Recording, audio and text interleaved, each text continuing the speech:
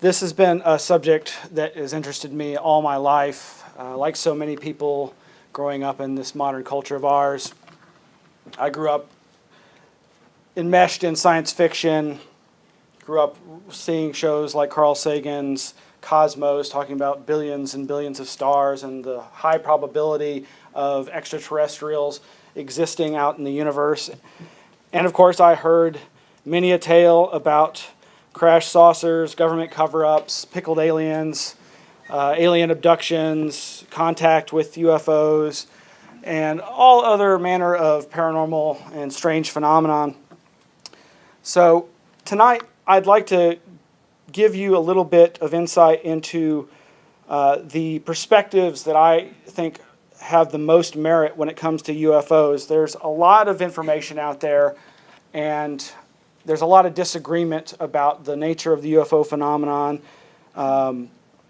There is certainly a lot of debunking out there, but there's also a lot of belief. A lot of beliefs in some pretty strange ideas, a lot of beliefs in strange ideas that actually are true. But there is a very real and physical phenomenon, and it has very real physical and psychical effects upon the environment and the witnesses to it. Now, is it going to work now? It worked earlier. It worked a minute ago. Yeah. All right.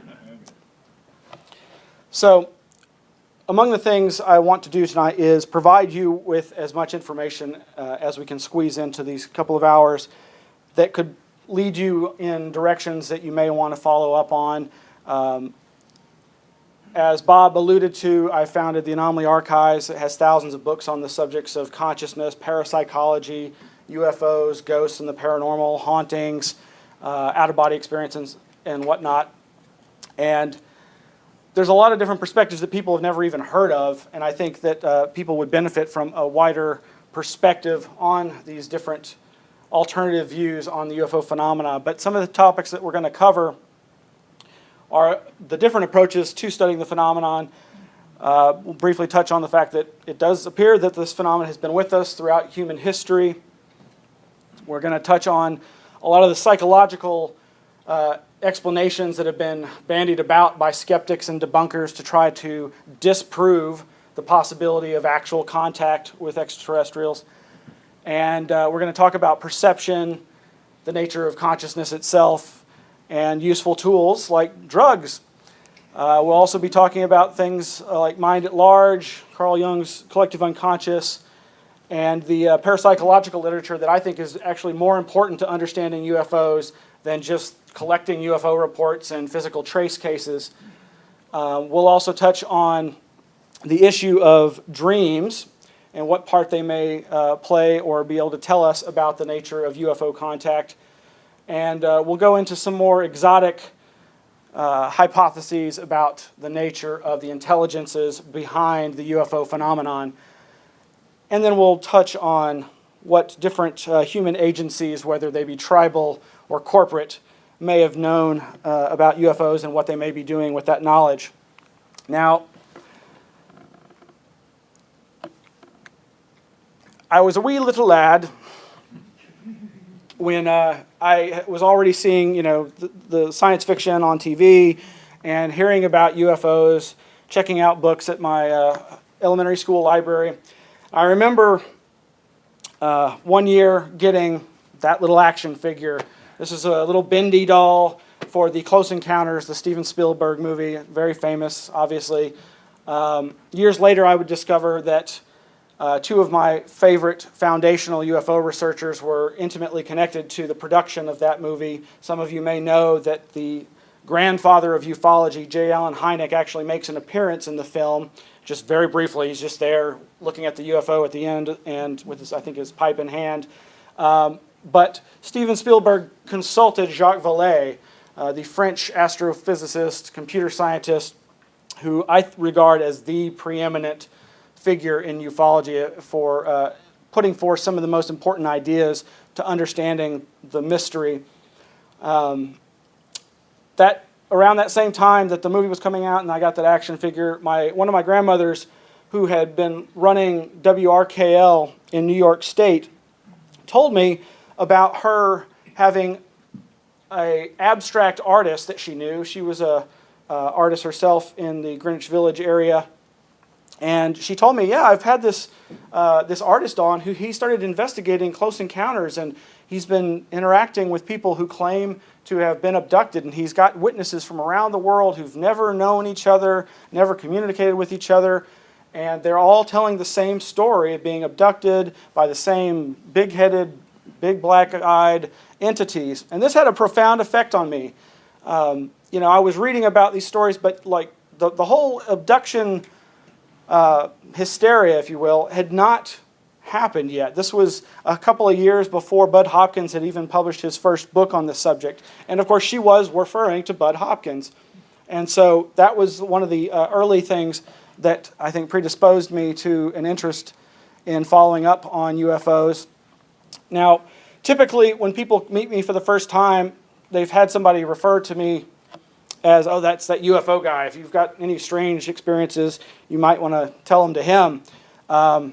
But depending upon what you know about me, you may also come up to me and say, oh, that's that guy that's really into dreams. If you have interest in dreams, you might want to go talk to him as well. But I really do attribute my early age recall of dreams as being really what synced my interest in this, because it felt to me that there's nothing more paranormal that we can each experience than the dream state every night. Now, we'll talk about dreams a little more in a bit there. This thing is just not okay. So just briefly about myself. Like most people, I've had a lifetime of what I would call minor psychic experiences. Experiences of telepathy with my mother. Lots of typical synchronicities, the kind that almost everybody has experienced, where you think of somebody that you haven't seen or heard from in years, and the next thing you know, their phone's ringing, and it's them. Also had a lot of lucid dreams as a child. Lucid dreams, for those that don't know, are dreams in which you are aware in the dream that you're dreaming and have thus the possibility for controlling the events unfolding in your dreams. I also had what I would call precognitive dreams or visions. Some of them seemed to be dreams, and others just seemed like memories of, oh, I know this happened before, beyond deja vu. All of these things, again, reinforced in my mind the felt reality that there is more to the universe than our scientists typically like to tell us. After graduating from high school, I joined the Austin MUFON group. For y'all that aren't familiar, MUFON is the Mutual UFO Network. Austin's had a proud history of UFO research here with its local group.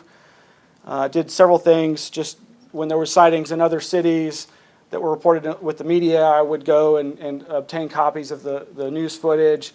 Did the audiovisual for local mini conferences that we did. We held the big annual conference here in like 94 or 95. Got to meet a lot of really great UFO researchers. And beginning in around 1999, I was asked to lead the local group. Now, before that, I actually was asked to lead the local abductee support group. Now, I'm not an abductee. As far as I know, I've never had any sort of abduction experience. But my good friend Gene Staffen, who founded the group back in '92, a few years later, she got the calling.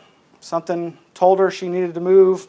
So before she did, she asked me if I would be interested, and she put it before the group, the abductees, the experiencers, and they all unanimously agreed that they would like me to lead the group. So for the next 4 years, I led the group. And it was very big at the time. This really was at in the heyday of abduction support groups. They were popping up all around the country. And as Gene Staffen said, the first time she put out the word about this abductee support group, she was inundated with phone calls. She got like 200 phone calls the first weekend. The news media picked it up. They were really into it, ran lots of stories. She met and brought to the group lots of different people who'd had experiences. And the thing I noticed immediately was that while I was used to hearing about the classic alien abduction that we've become so familiar with. There was a wide variety of experiences reported that really went beyond this, waking up in your bedroom, seeing gray aliens, them floating you through the wall, and then suddenly being on the ship and being subjected to the tortures that have become the mainstay of abduction reports. There was a wide variety of other experiencers that were coming to the group as well. People who'd had near-death experiences, people who'd had experiences channeling entities, doing automatic writing, people who'd had out-of-body experiences. And a lot of the times, these same people would have multiple of these different types of anomalous experience. And that really had a profound effect on me, and was one of the things that influenced me to start looking in other directions for alternative explanations. Now, I will just say, I've been called within days of the incidents an absolute skeptic and debunker. I've had friends who just thought, you don't believe any of this stuff. You think it's all fantasy, and I'm very quick to say, no, I absolutely do not think this is all fantasy. And then a day or two later, a friend would tell me, you're just such a believer. You believe every crazy story and theory that comes your way. Well, for better or worse, I try to maintain a high level of ambiguity. I think indeterminism is the best way to approach this, that I don't really have any definitive answers. And if somebody tells you they know exactly what UFOs are, I think you should disbelieve them. All of these interests led me to publish my own journal for a number of years called Elf-Infested Spaces, Journal of Possible Paradigms. For those of you McKenna fans out there, you probably know where that reference comes from, but we'll talk about McKenna a little later. All of this led up to my organizing the hosting of the 38th Annual National UFO Conference here in September 2001. There's a poster by my good friend Mac White for that wonderful event that would have been the best UFO conference that never happened. Because, of course, earlier that week, September 11th happened, and the world changed forever, and we couldn't get all the speakers to fly here because the planes weren't flying. So that was a big disappointment, but it's just part of history now.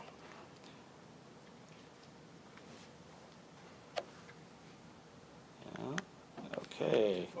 All right. And in the wake of September 11th, I started editing and writing for the Austin Para-Times, which is a local newspaper dealing with subjects like the paranormal and the parapolitical. I left that magazine to found the Anomaly Archives that you've heard me mention. It, too, is a 501c3 nonprofit. It's a lending library. We're located in the INACS facility up north near Technology and Research. Around the time before the conference, I had started in late 2000 to stream my own 24/7 web radio station. Of course, at the time it wasn't called Anomaly Radio, but it has since become known as the Anomaly Radio Network. There's a lot of different shows dealing with the paranormal and the parapolitical. And for a number of years, I've been hosting a variety of radio shows dealing with local political issues, as well as all these wonderful paranormal topics that I love so much. And my friend Mac White, who did the art for that poster, also did the art for that PSYOP radio and is my co-host on that show. So if you're interested in hearing more about my crazy ideas about UFOs and parapolitics, that's PSYOP radios on Sunday night. And is it? Yeah. Okay, now UFOs, one of my favorite researchers who I don't really talk much about in this presentation is John Keel. Many of you are probably familiar with the movie Mothman Prophecies, which was one of his most popular books. Now, he was a journalist, he wasn't a scientist, but he did collect a lot of amazing information that one can find out about the subject through. He actually once said something to the effect of, if the public knew the truth about UFOs, they'd be throwing their babies out of windows or something ridiculous like that. But the point was, he thought that there was a significant potential danger with UFOs. And it didn't just have to do with the electromagnetic aspect or the radiation aspect. But these quotes here from an interview between famed UFO researcher Jerome Clark and Jacques Vallée in 1978 appeared in Fate magazine and really kind of sums up a lot of what I feel about UFOs and the dangers associated with them. But it also sums up, I think, some of the best approaches, and that is to really dive in and really get involved and not just have that kind of standoffish scientific, approach. He also alludes to some of the dangers, and he mentions two researchers that a lot of people don't really know about: Morris Jessup, aka M.K. Jessup, and Jim McDonald. Now, Morris Jessup talked a lot about the Men in Black and basically clammed up after he had some encounters with the infamous MIBs. And ultimately, he committed suicide, as did Jim McDonald. Now, I'm not suggesting that UFO research leads to suicide, but what Vallée here is talking about is the fact that the phenomena itself seems to have a deceptive quality. It seems to be very manipulative and misleading, and if you don't have a strong psychological makeup, that can lead to depression and ultimately, in the case of these two individuals, suicide. Now, interestingly enough, years later, another researcher that would be added to the list that some UFO researchers keep of people that have been silenced by the mysterious Men in Black or the sinister forces behind UFOs was an Austinite named Ron Johnson, Gerald Johnson. He was a real skeptical guy, and he was working for Hal Puthoff. For those of you not familiar with that name, Hal Puthoff was the one who started the remote viewing program back in the 70s at the Stanford Research Institute and has since gone on to research things like zero-point energy right here in Austin. His assistant was Gerald Ron Johnson, and one day they were at the Society for Scientific Exploration conference, which was occurring here in Austin. The previous night, Hal and Vallée and Johnson had a really nice conversation about UFOs. They were all friends. But the next day, Ron keeled over, mysteriously some say, while a presentation was being given at this SSE conference. Now, Ron didn't do drugs, didn't smoke or drink. If anything, he was probably a workaholic, so perhaps it's easily to write it off as that. But of course, as is so typical in the UFO field, it's kind of become embellished, and his name has been added to that list of people that some folks believe were silenced.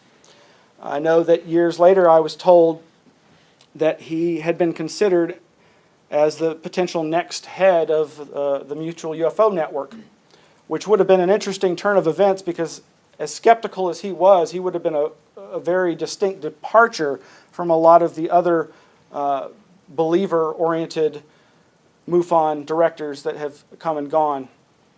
But let's see if this clicker, there we go.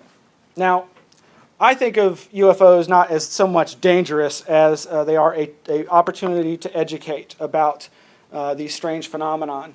And again, Jacques Vallée, my favorite UFO researcher, has made several points to that effect, that the UFO phenomenon can serve as a teaching mechanism.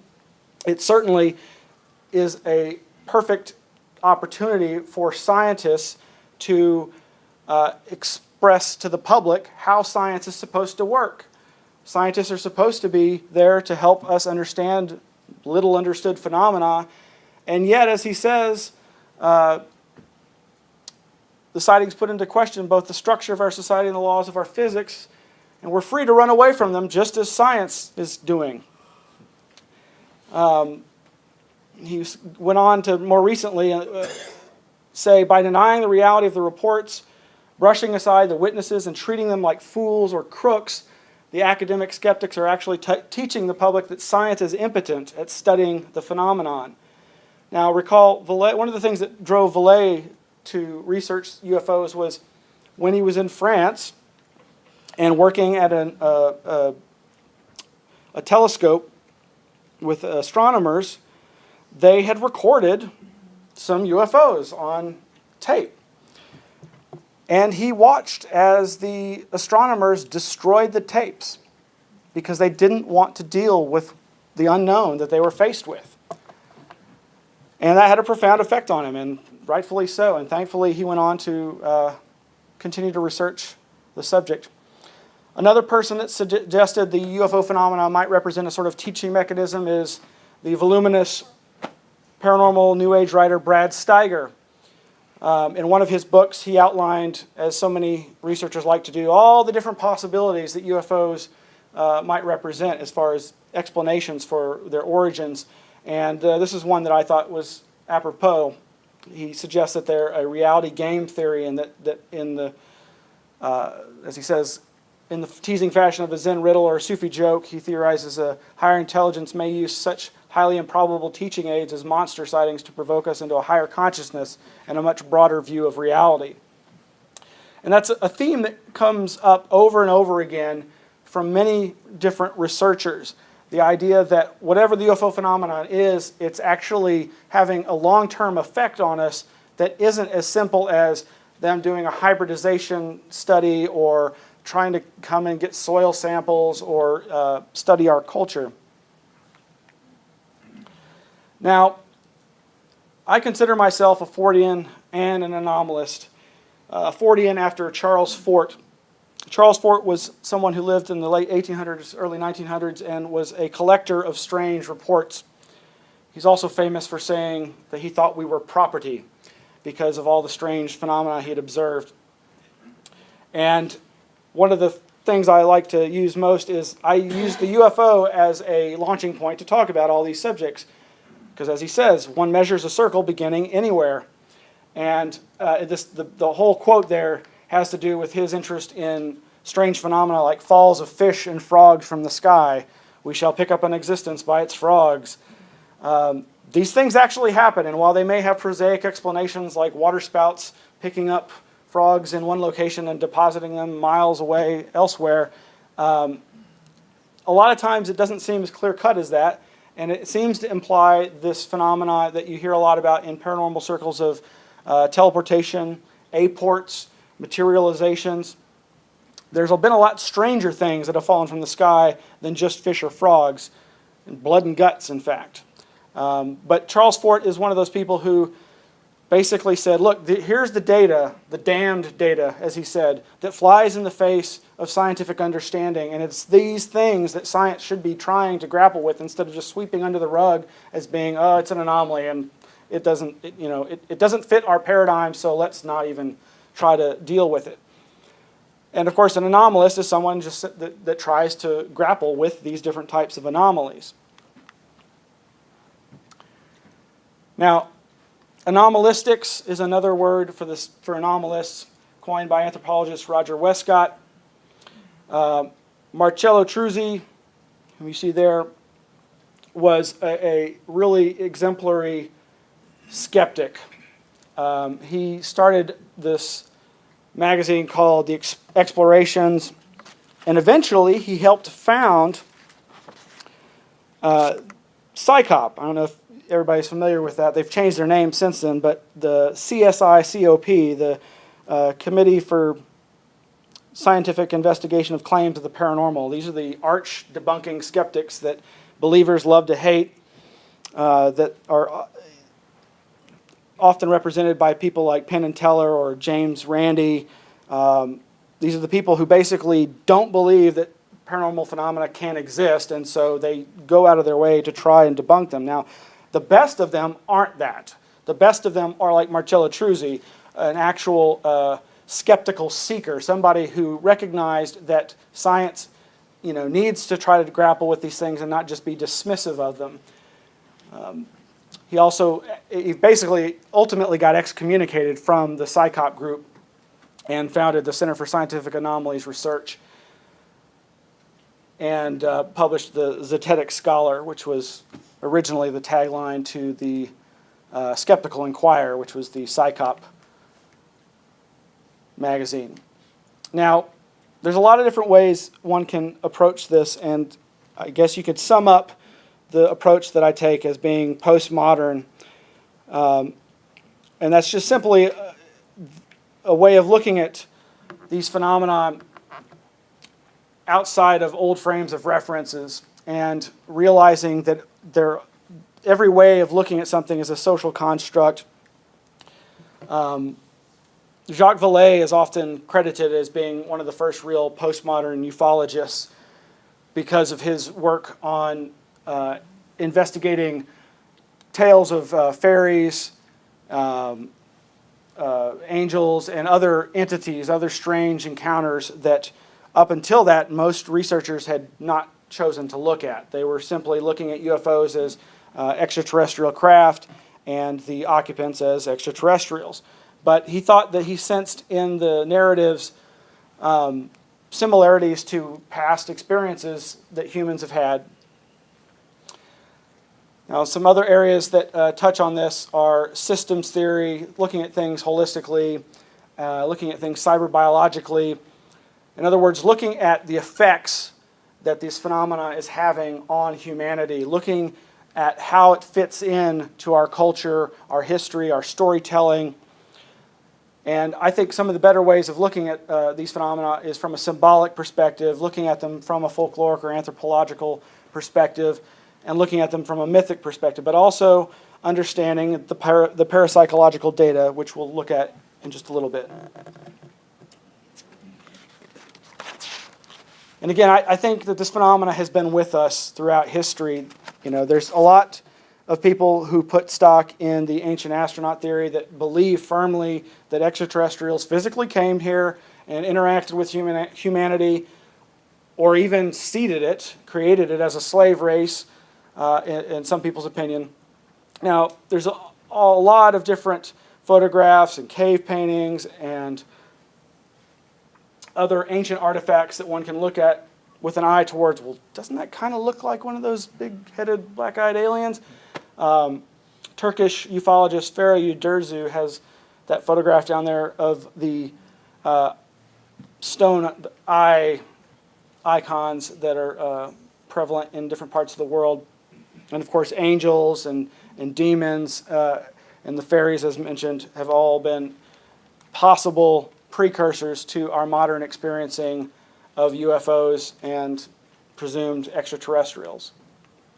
Now, jumping back briefly to the dangers of close encounters, here's one in our own backyard, the famous Cash Landrum UFO encounter that occurred up near Denton, Texas, and ultimately which had an Austin connection by way of Bergstrom Air Force Base.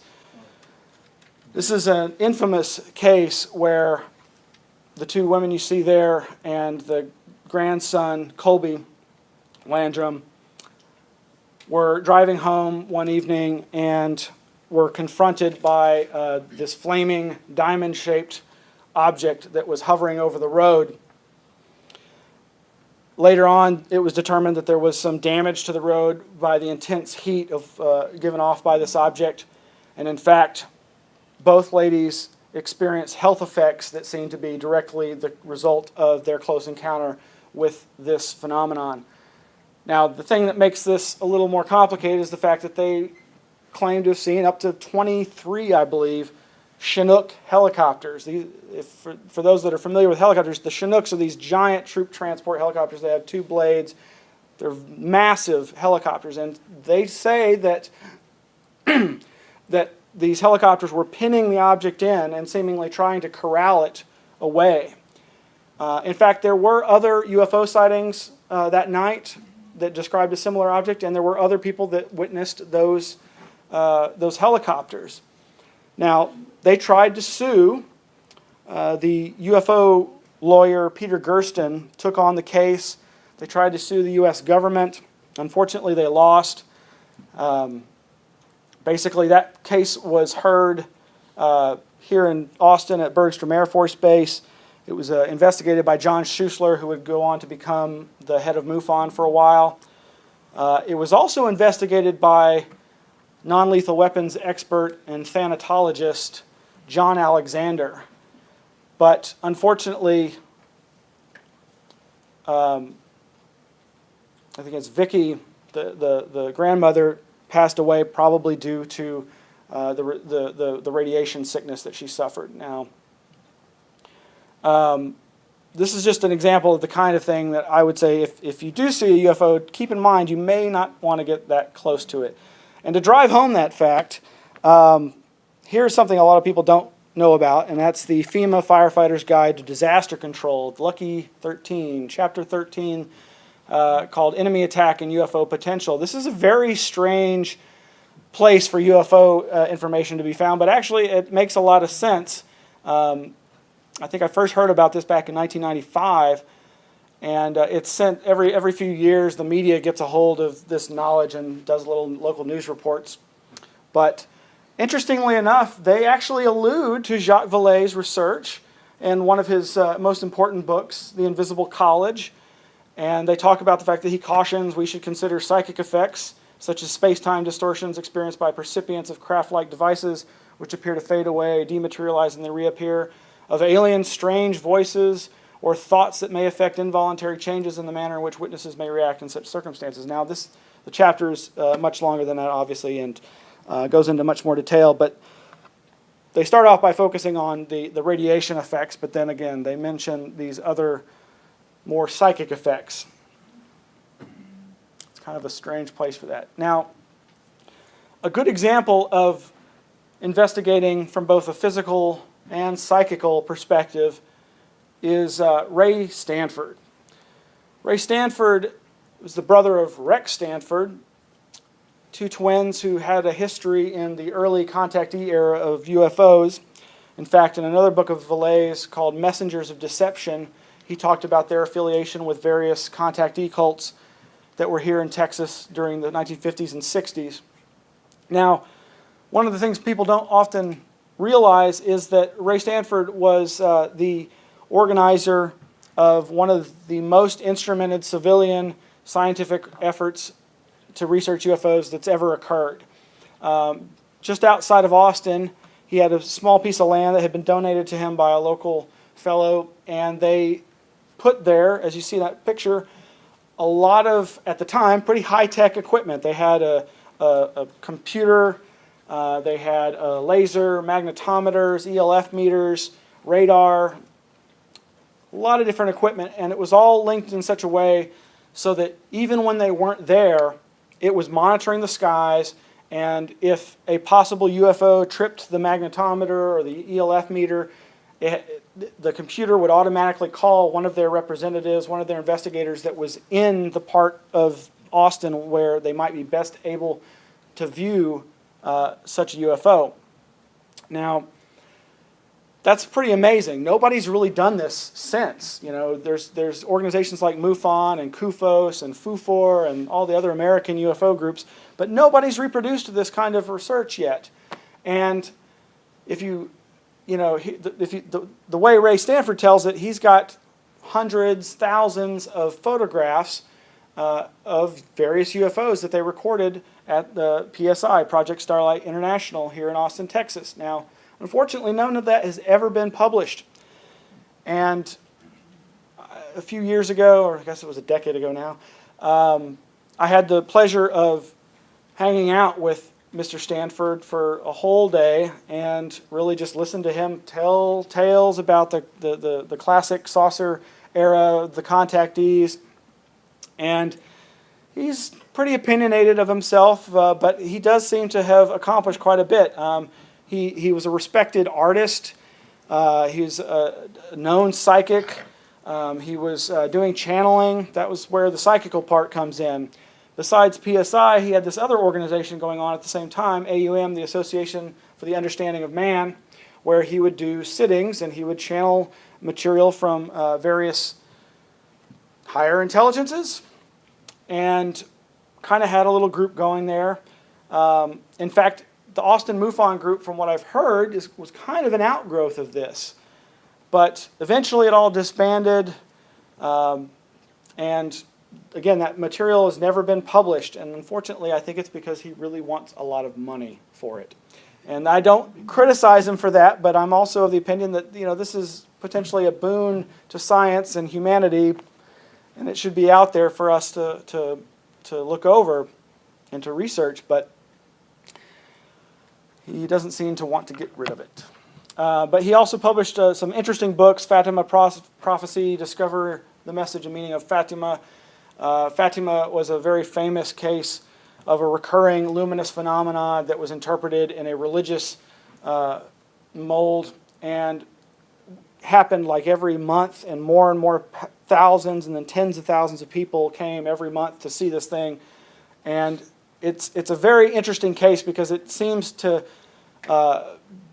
exemplify one aspect of the phenomena that we'll be touching on later, that's a ball of light, basically, when experienced up close, often can be perceived as, in that image on the cover there, as something like the Blessed Virgin Mary. But the farther away you get, the witnesses don't seem to always see the same thing, as if their distance, besides just the object or the light being that much further away, there seems to be some other factor there that affects the perception of the witnesses. He also published a very funnily named book called Socorro Saucer in a Pentagon Pantry. And if you're familiar with the Socorro, New Mexico UFO incident, it was not a saucer. It was an egg-shaped craft that was described by Lonnie Zamora, a policeman who witnessed it take off after seeing small beings.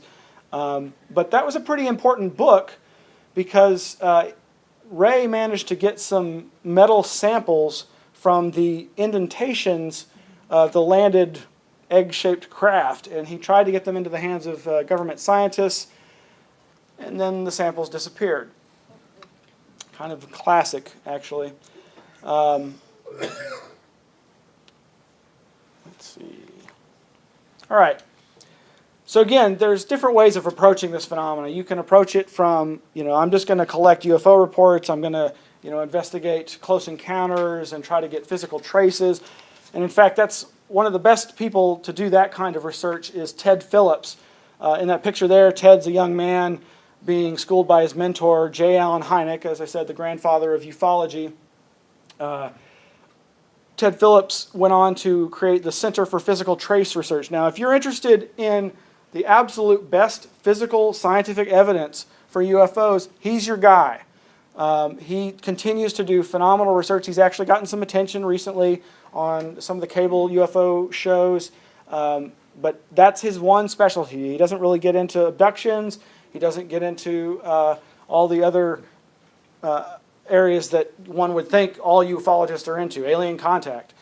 Kind of on the other end of the spectrum is Ray White. Now, Ray was kind of part of the inspiration for me to form the Anomaly Archives. She started off as a parapsychologist. She wanted to use science to try to understand these strange phenomena like ESP, telepathy, and whatnot. But eventually, she became dissatisfied with that kind of rigid scientific approach. As much as parapsychology has accomplished, she felt it really wasn't the best way to go. And so she formed the Exceptional Human Experience Network, EHEN, because she started focusing on these experiences as exactly that, exceptional human experiences. And so she really went just almost like more of an anthropological perspective. Like she just started collecting people's stories of strange experiences and trying to categorize them and just collect them in general. Now, she passed away a few years ago, unfortunately, and now her phenomenally large collection of reports and data is in the hands of the Parapsychology Foundation, which is a pretty cool research organization in New York City. Now, the last person I have on this slide is Jerome Clark, who I've mentioned previously. Now, Clark is interesting because he's really regarded as like the current preeminent ufologist, and especially when it comes to the history of UFOs. He started off kind of like me in that he really became enamored with people like Jacques Vallée and John Keel. He really liked the idea of the paranormal explanations for UFOs and not necessarily an extraterrestrial interpretation.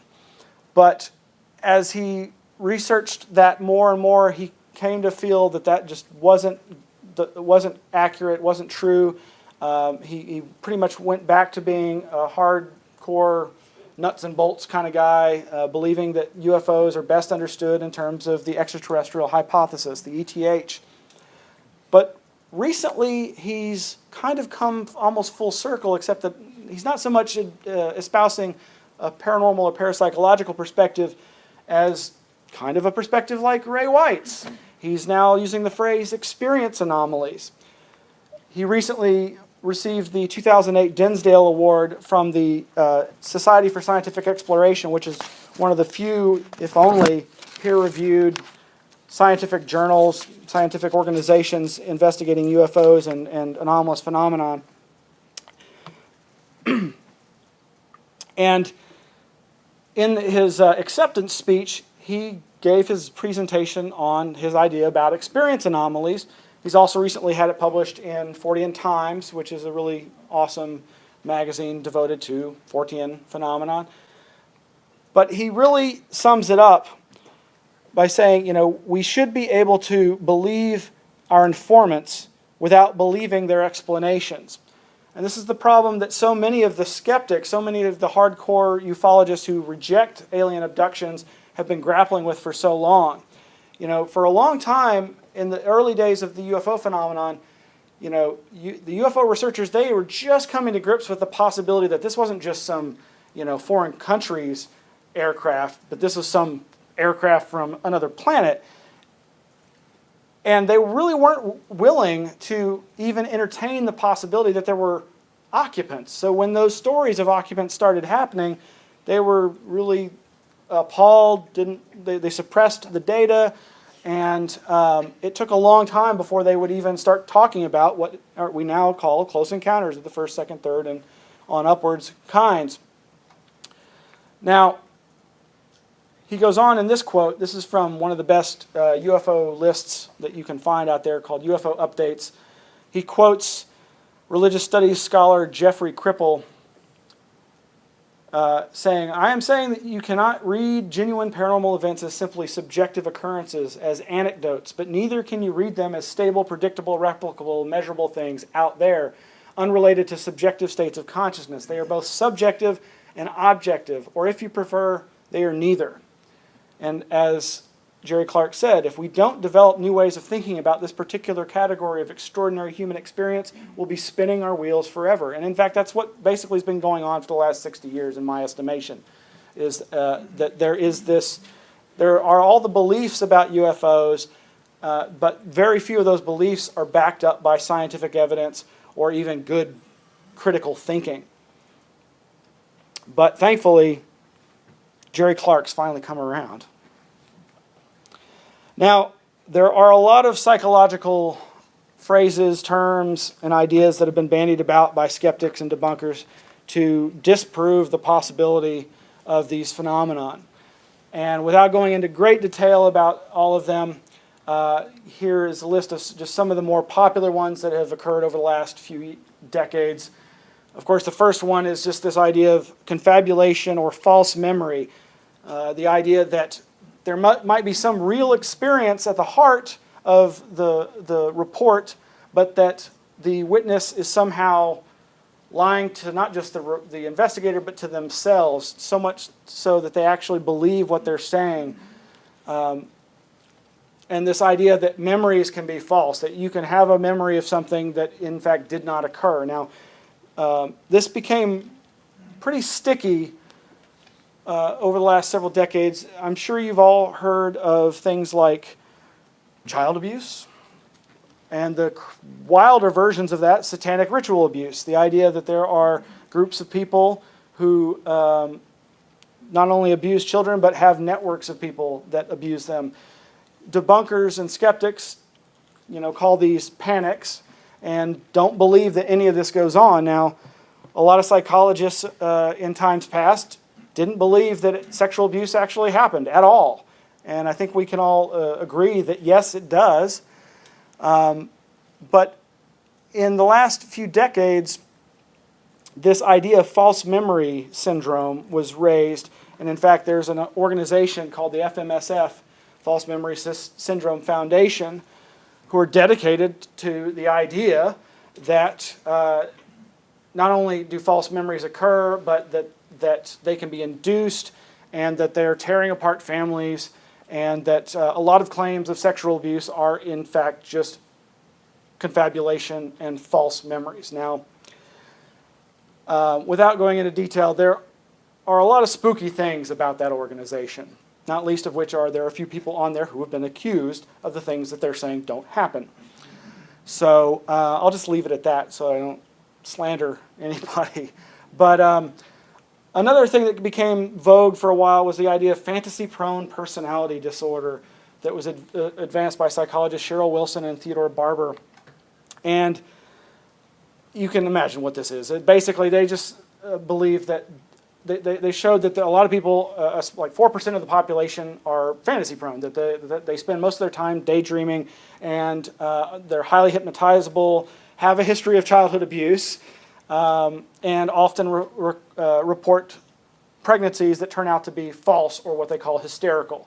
Now, this is actually kind of an interesting phenomenon in and of itself because, of course, part of the thing you see in the UFO alien abduction literature are claims of hybridization at the hands of these aliens and the creation of hybrid children that are then taken from the mothers. There's been some interesting research into that. It's the kind of thing that can be very difficult to get a doctor to certify. But you know, I'd say that I've seen good evidence on either side that it doesn't happen. Maybe it does. A really good resource on the issue of fantasy-prone personality was an entire issue of the journal Psychological Inquiry from 1996. Covered this from a lot of different perspectives. They had ufologists, they had psychologists, debate and dialogue about this subject. But suffice to say, I don't think that fantasy-prone personality disorder explains the entirety of UFO phenomena or even the abduction phenomenon. Now, one of the phrases that was used in the previous slide by Jerome Clark is one that I've always liked, and that is the idea of liminality. And that is a psychological, neurological, or metaphysical subjective state, conscious or unconscious, of being on the threshold of or between two different existential planes as defined in neurological psychology, a liminal state, and in the anthropological theories of ritual by such writers as Arnold von Gennep and Victor Turner. It's just a term used by academics to describe those netherworlds that are so common in claims of encounters with strange beings or claims of visits to strange realms. In fact, the word twilight is very apropos as a synonym, and when you consider things like the abduction phenomena so often occurring in a bedroom when someone's going into or out of sleep, that is a liminal state. That is it's also called hypnagogic in terms of the imagery that's often experienced, but liminality is just one of those terms that can be used to describe that sort of thing. Another wild idea that was put forth by a researcher named Alvin Lawson was the birth trauma hypothesis. Now, he basically suggested that abduction reports were misremembered birth trauma, that somehow people were remembering the traumatic experience of being forced from the womb, and that they were misinterpreting these memories as alien abduction. Now, as you might imagine, that was a very controversial idea. Not a lot of people took it seriously, but I found it interesting in light of transpersonal psychology. Some of you may be familiar with the work of Stanislav Grof and other transpersonal psychologists who really embrace these wide variety of anomalous experiences, and they don't just discard them as being hallucination. They do hold them with a degree of import, and they respect the people who are claiming them. A lot of transpersonal psychology deals with the idea that you can actually remember your birth experience, as well as a wide variety of other experiences that include experiencing the consciousness of other entities, of the living creatures, of experiencing the consciousness of inanimate objects even. So even in something as seemingly ridiculous as the birth trauma hypothesis, there may be something worth looking at. And of course, temporal lobe epilepsy. And this is an idea that was suggested, that comes up a lot.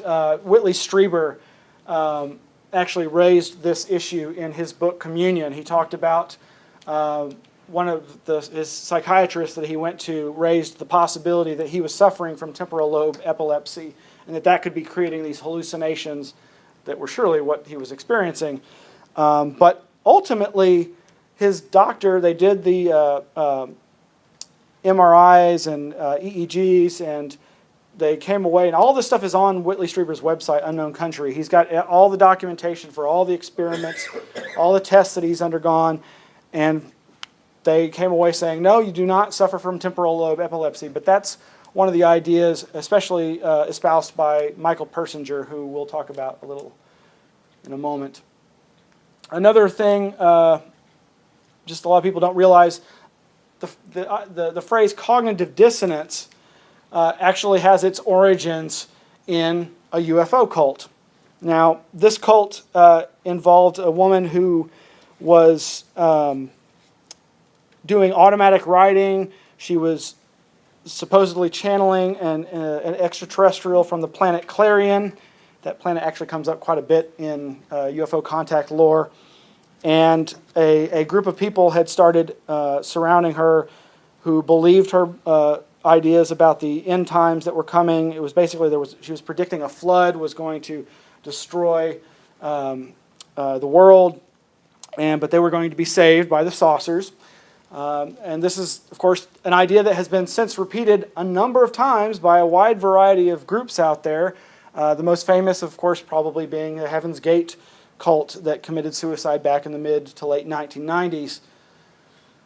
But it was Leon Festinger, who authored this book in 1956, who first came up with this phrase, cognitive dissonance, to describe the discomfort caused by holding conflicting ideas simultaneously. And it basically gets to the idea of, even when these people were confronted with the fact that their idea was wrong, they were able to bolster their belief and renew their belief by continuing to recruit more members. And that's something that you see over and over again in these kinds of contactee cults. And in fact, I believe the woman who was at the heart of this case went on to continue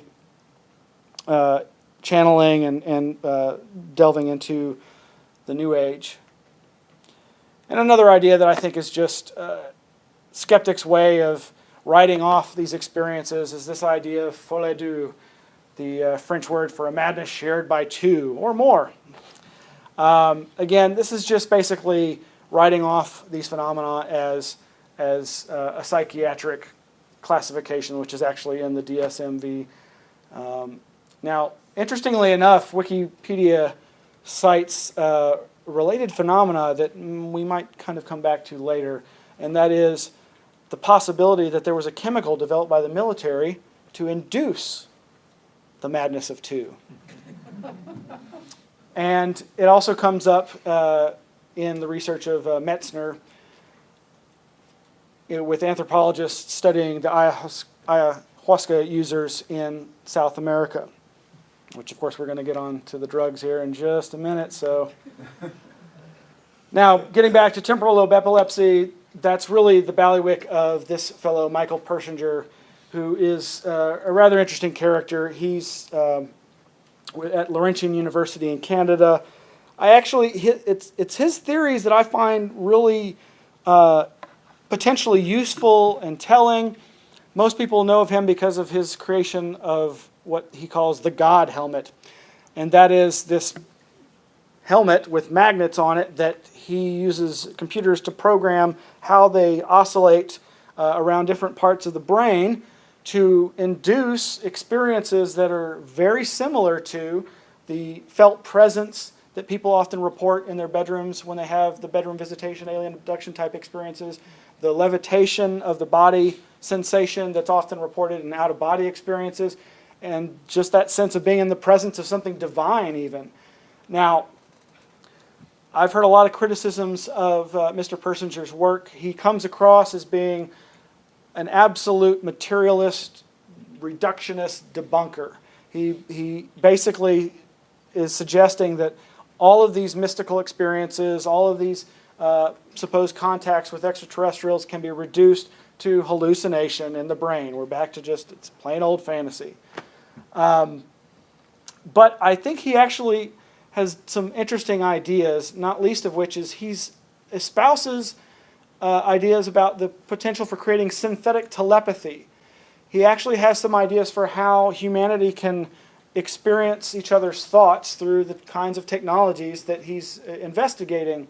And when he gives these presentations, it's pretty exciting. It gets me all Twitter.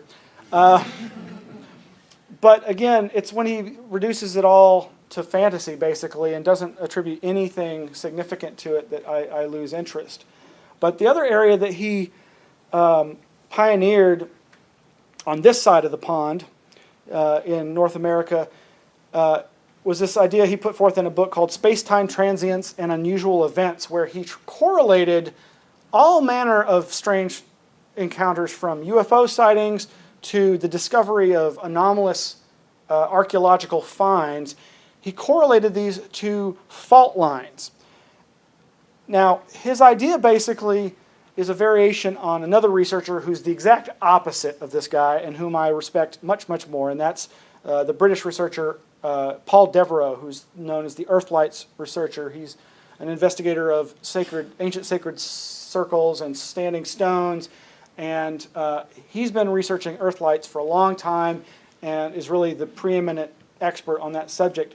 And he puts forth a lot of the same ideas, that there is a geocentric aspect to these phenomena, that they seem to be generated by Earth energies, and that those energies interact with human consciousness in a way that seems to trigger these experiences. Now, he's open to the possibility that there's something more than just hallucination at work there, whereas, again, Michael Persinger's just convinced it's purely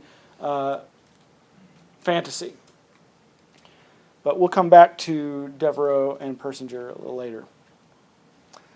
Another idea that has interesting implications for the UFO phenomena is the idea of doorway amnesia. Now, this is something that a lot of abduction researchers and UFO skeptics noticed in the reports of abductees and close encounter witnesses who described being taken onto the crafts and having these things done to them.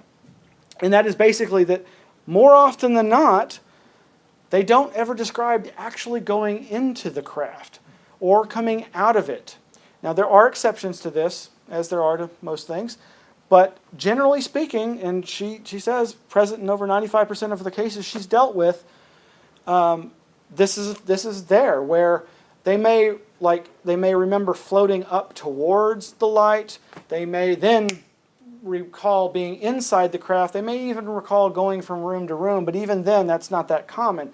And so that's why it was called doorway amnesia, the lack of memory of going into or exiting these presumed craft. Now, she, in order to test a hypothesis for the one of the most seminal conferences ever to happen on abduction phenomena, she and some other researchers got together people who were familiar with the UFO phenomena, people who'd read lots of UFO books, and then got people who claimed to have no background in UFOs, have read no UFO books as a control group.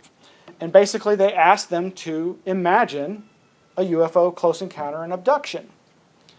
Well, what they found was that the people who had no history with UFOs, no knowledge of UFOs, described going into the craft, described walking up a ramp into a craft, described a wide variety of entities, whereas, again, the people who have read about this stuff did not. Now, it's not the most definitive study to ever be done. You know, I'm sure many a person could criticize it on a number of different levels. But again, it did seem to suggest that if you are arguing that these are fantasies, that then it would seem that that wouldn't be a recurring theme that everybody would omit. Jenny Reynolds is another person who I think is one of the most important researchers on UFOs. She's from England, and she's kind of like Brad Steiger. She's written a ton of books, including a really interesting one called Time Storms that has relevance to UFO phenomena, but is seemingly something distinctly different. Now, the strangeness factor of these phenomena is something that a lot of people don't really think about in terms of how it's going to affect the reporting of them. And of course, it was, once again, Jacques Vallée back in the 1970s with his book Invisible College, where he put forth what he called his hilltop UFO curve. And he basically designated 7 strangeness categories that went from not very strange at all, the perception of like a point of light, a firefly, a ball of light, to the mid-range about witnessing the landing of an apparent craft, level 5 actually seeing an occupant, on up to level 7 where there's a reality gap, that there's something about their description of the event that just seems to totally violate our ideas about the nature of reality. And then he started contemplating, well, how likely is it that these people are going to report these experiences? And so he did this chart on the right there, where on along the bottom axis you've got the strangeness categories from 1 to 7, and along the left side who the person would report. The number of reports out of 10 sightings that might occur as a result of this. And so because of the shape, he calls it the hilltop curve. And down at the bottom, he shows the ranges of who people are likely to report these things to, and and then below that, who's likely to gather the data. So as you can see, right in the middle, the majority of the strange encounters are going to be gathered by, I can barely read that, newspapers and amateur organizations. But the more strange encounters are likely only ever going to be found through special studies where people are specifically trying to find those rarer events, because those rare events are less likely to be reported. I mean, if you think about it, it's pretty simple.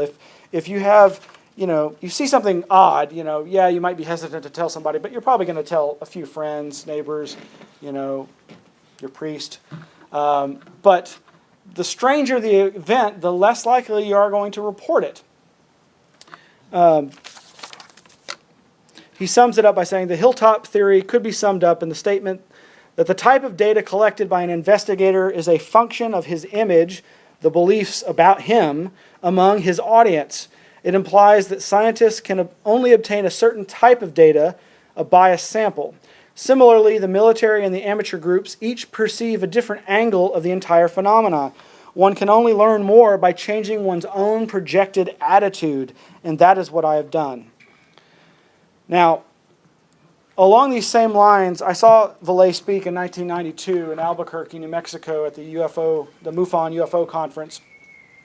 He said a lot of provocative things, as he always does, including putting forth the idea that some alien abductions are cover memories for other more heinous experiences.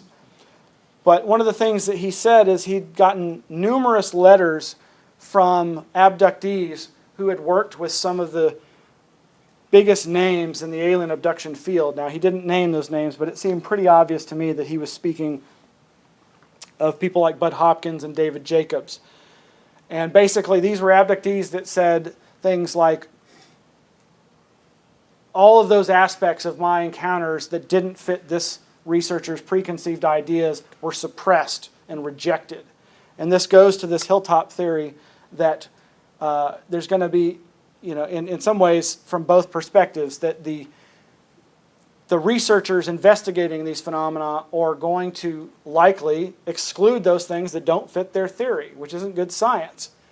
And similarly, the people who have these experiences are going to go to those researchers who they think are going to be most accepting of their experience. So if somebody's had an experience with a 6-foot lizard with a 5-foot tail, they're probably not going to go to Bud Hopkins, because Bud Hopkins mostly reported on the big-eyed diminutive grays that have become so ubiquitous. Now, one of my other favorite UFO people is kind of an interesting antidote to Jacques Vallée. Vallée in some ways comes across as a hardcore scientist, and yet he's criticized by other hardcore scientists as being more of a paranormalist because of his ideas about the nature of the phenomenon. But Terence McKenna, yes, one of his most famous quotes, "I think this alien intelligence is something so bizarre that it actually masquerades as an extraterrestrial so as not to alarm us by the true implications." I think he's onto something, and this won't be the only time we talk about McKenna, but I think whatever this phenomenon is, it certainly seems to wear a variety of masks to both conceal and reveal its nature to us. Now, there's a lot that could be said about psychedelic shamanism and its relation to UFOs, but I just wanted to point out that McKenna appears to be, as far as I've seen, the first person to really suggest that the psychedelics of psilocybin mushrooms, psychedelic mushrooms, and more recently DMT, dimethyltryptamine, could play an important role in understanding the UFO phenomenon. In his fantastically titled book, True Hallucinations, where he chronicled his exploits in South America while he was looking for the ayahuasca users so that he could experiment with that. Instead, he found psilocybin mushrooms and took quite a few of them and had a very strange experience that he chronicles in that book. It's too much to go into, but suffice to say, at some point he was sitting alone, watching some clouds forming over a mountain in the distance. The clouds formed an elongated cigar-like shape, and then out of the clouds was ejected a gleaming object that, as it got closer and closer to him, he started perceiving as something that he knew could not be real, because he recognized it as that famous metal flying saucer that the contactee George Adamski saw. Now, whatever you want to think about the contactees like George Adamski and Truman Bethurem and the others, it's been pretty well proven that a lot of their photographs were fake, and especially the ones that are the most famous of contactee George Adamski's. So here's this guy on psychedelics who, as he says, can be trusted with his ability to discern what's hallucination and what's not because he's taken so many in the past, sees this cloud cigar, which is a classic type of UFO that's seen, that often do eject UFOs, that thus give the cloud cigar its name as a mothership.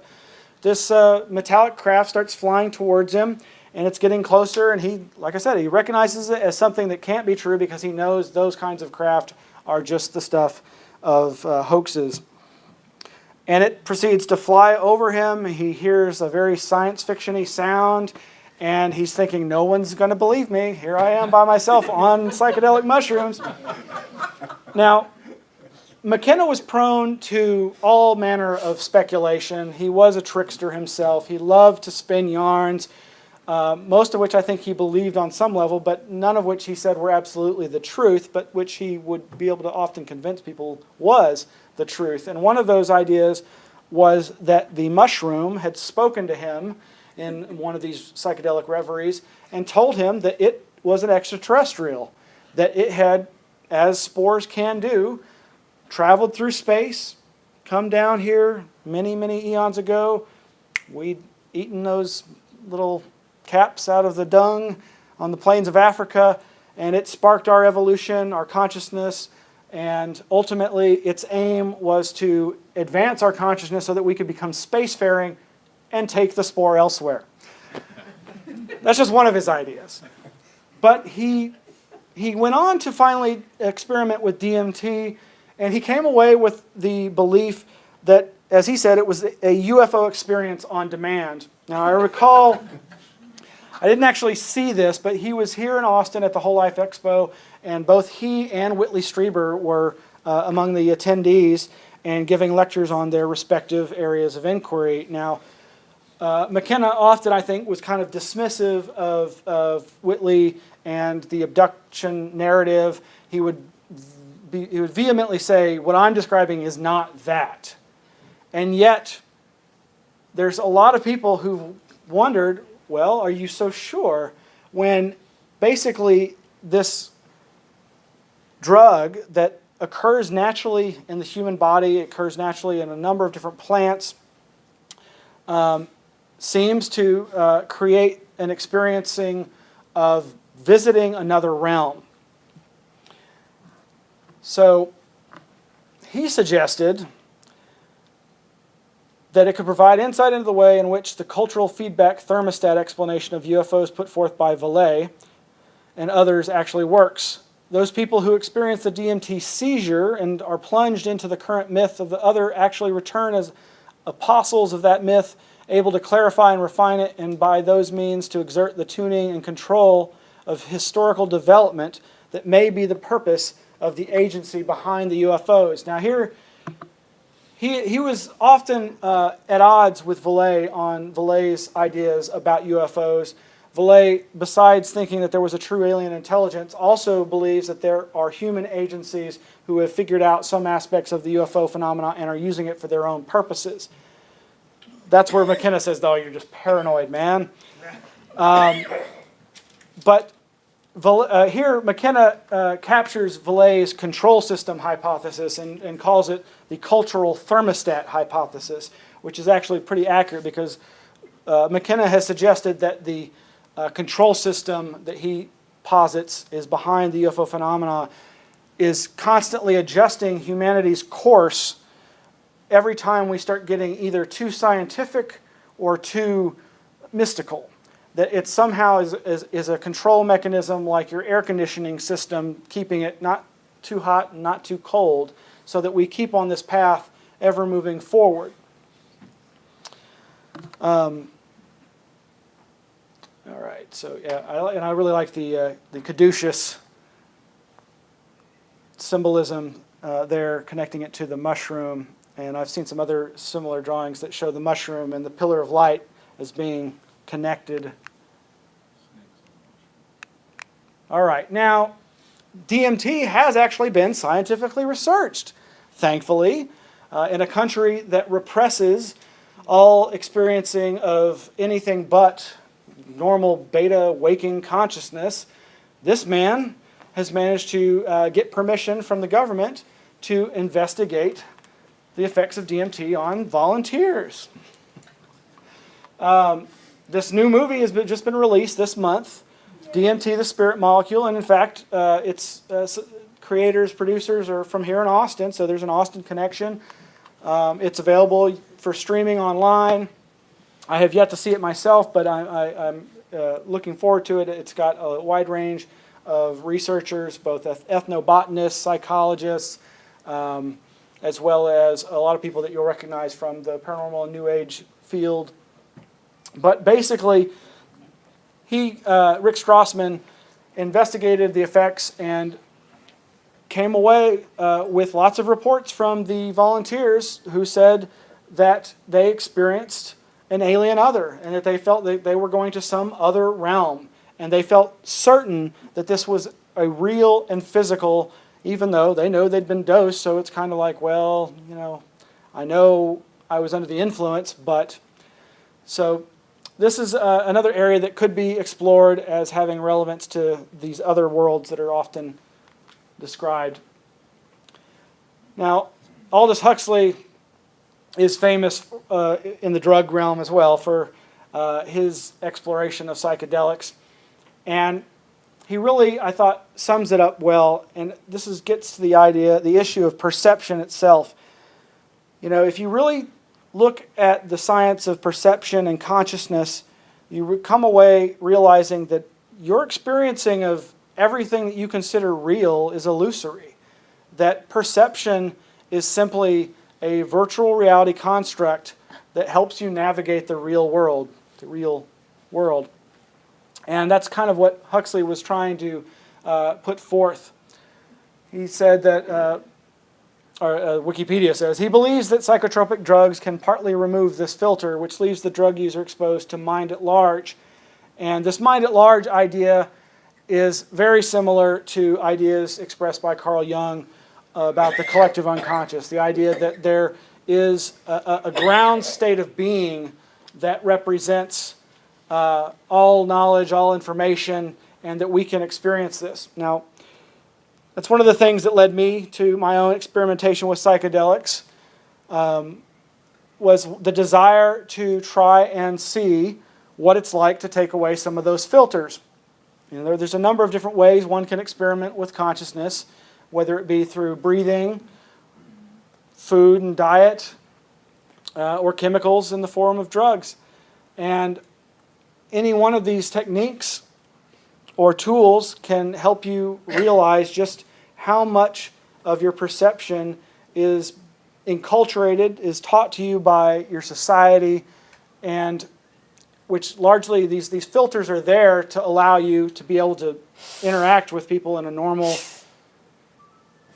waking reality. But when some of those filters are removed, we start noticing things, we start experiencing things, we start sensing things. And I think, as he was suggesting with this idea of mind at large, that human consciousness can have access to all places, all times, all information. And that's something that the parapsychological literature backs up. So, of course, it was Carl Jung who suggested this idea of the collective unconscious and the idea that there are these archetypes that serve as the modalities through which so much of our experience is experienced. Now, there are many better scholars than I to explain Carl Jung, and there's a lot of disagreement. His ideas, of course, about UFOs have been misrepresented and misinterpreted by a number of different people, and some of the people we'll talk about tonight could be accused of the same.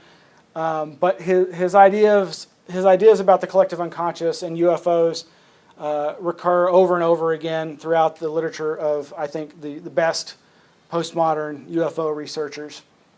As Jacques Vallée says, is the mechanism of UFO apparitions then an invariant in all cultures? Are we faced here with something more than a projection of Jung's archetypal images, a psychic technology whose applications know few, if any, limitations in space and time? I see no better hypothesis at this point of our knowledge of UFO phenomena.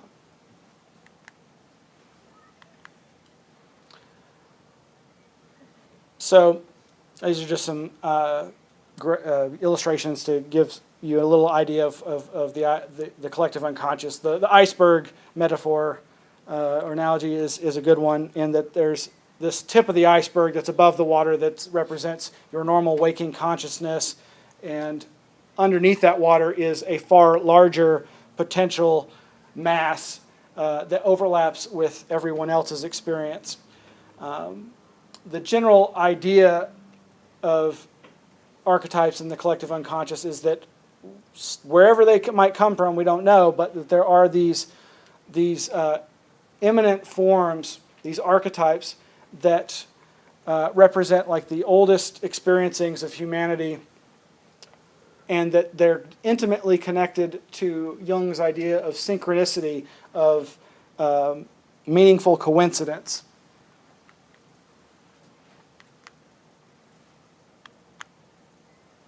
Okay, right, back to Terence McKenna. Here he's just saying that Jung was at great pains to not dismiss the claims of people who had seen UFOs. some people interpret Jung's ideas as saying that UFOs were not physical at all, that they were purely a psychological phenomena, purely a manifestation of people's yearning for salvation from above, whereas others have argued that Jung's ideas about the archetypes and UFOs were more dynamic and physically real. He also points out that Jung thought that the area of parapsychology played an important role in our ability to understand the nature of UFOs. Now, this idea that this is all fantasy or the imagination is, I think, of course, at the heart of this. And it's years ago, I had the pleasure of going to a conference in London called Otherworld Reality, Exploring the Ontological Status of the Imaginal. And that was where I learned what the word imaginal meant. There's a French scholar named Henry Corbin who was a researcher into the spiritual aspects of Islam. And the thing he came away with was that there was no good terminology in Western science to adequately capture the perceived physical reality of these mystical experiences that he was reading about in these Islamic mysticism encounters. And so he coined the phrase, the imaginal. And a whole range of UFO researchers that are more New Age oriented, more paranormal oriented, have taken up that mantle and reclaimed it because, again, so many times people are quick to describe or dismiss these things as being imaginary, where the imaginal is simply a way of terming these things as being more real. Now, Kenneth Ring has done one of the most important works, in my estimation, on the UFO subject. Some of you may be familiar with Dr. Kenneth Ring. He was a pioneering researcher in the near-death experience. People who have had those experiences that often are described as being the tunnel of light and the life review and this seeming experiencing of an afterlife and then coming back to report it to the rest of us. Well, at some point, I believe it was his publisher, brought to his attention the works of Whitley Strieber. And of course, at first he was thinking, I've already had hard enough time getting any kind of academic respect studying the near-death experience. Why would I want to take on something as wild as the abduction phenomena? And so, but he put that aside and he delved into it, and he immediately saw parallels. And so he started what later became known as the Omega Project, where he did a study of people who'd had both near-death experiences as well as alien abduction and close encounters. Kenneth Ring is the professor emeritus of psychology at the University of Connecticut, and he's the founder and past president of the International Association for Near-Death Studies. His book that he published on the subject that I highly recommend is The Omega Project, Near-Death Experiences, UFO Encounters, and Mind at Large. He also published a book called Mind Sight, Near-Death and Out-of-Body Experiences of the Blind. Now, this book is one of the few books out there that, if you really want statistics and numbers and quantitative data on people who claim encounters like alien abductions, his book is the best out there on that. There's another one that's a little more skeptical by a couple of writers, and now the name's eluding me, but they focus on the abduction phenomena from the perspective of it being sleep paralysis, which is another area of interest to me. But now, I really like books with long subtitles. And there's a really slim book. It's one of the slimmest books I've ever seen on the UFO subject, and yet it seems to really be the best at quantifying Jung's ideas about UFOs, and puts forth an idea that I think may in fact be darn close to the mark. And that is Dr. Greg Little's book, The Archetype Experience, Resolving the UFO Mystery and the Riddle of Biblical Prophecy using C.G. Jung's concept of synchronicity. Now, I don't know if he solves the riddle of biblical prophecy, but the book basically puts forth this idea that there are what he calls materialized archetypal splinters. He basically points out that the archetypes represent polar opposites, and that it's often said that 80% of UFOs are in fact IFOs, misidentifications of identifiable objects, if you just have enough information. Well, he suggests that that UFO haystack, that 80% of those misidentifications, are an integral part of the UFO phenomenon. That it's those misperceptions that often can trigger the same kind of experience that he thinks is a contacting of something alien or other. His idea is basically that when someone sees a UFO, if there's a corresponding bubbling up in that person of one of the archetypes, that's what will sync that person with the phenomenon and make it something significant for them. In other words, that will create a meaningful coincidence, a synchronicity that will then imbue that experience with meaning. Now, this can happen, and I've seen it described in many other cases from researchers like Jenny Randles and others, where the perception of a known IFO, something that's just absolutely verifiable, they did not see anything more than a mundane object, but they perceived it as something extra mundane, and they seem to have had one of these experiences. Now, that's just the 80% haystack part of this. That other smaller percentage of true UFO encounters, he believes, are physical manifestations of Jung's archetypes. He envisages the archetypes as existing in what he describes as the superspectrum, that those parts of the energy spectrum that we can't see with our normal eyes. You know, we have a lot of equipment to detect and perceive radio waves and television waves and infrared and ultraviolet, but those are all part of the same spectrum of energy that we're all bathed in and enmeshed in. And just like John Keel suggested that the dematerialization we see of UFOs could simply be them moving through that portion of the visible light spectrum that our eyes can see before they move back into either end of the spectrum, the ultraviolet or the infrared. Dr. Greg Little believes that these archetypes are autonomous and have a will of their own. Now, again, he's one of these people, he's giving his interpretation of Jung's ideas of synchronicity, the collective unconscious, and archetypes.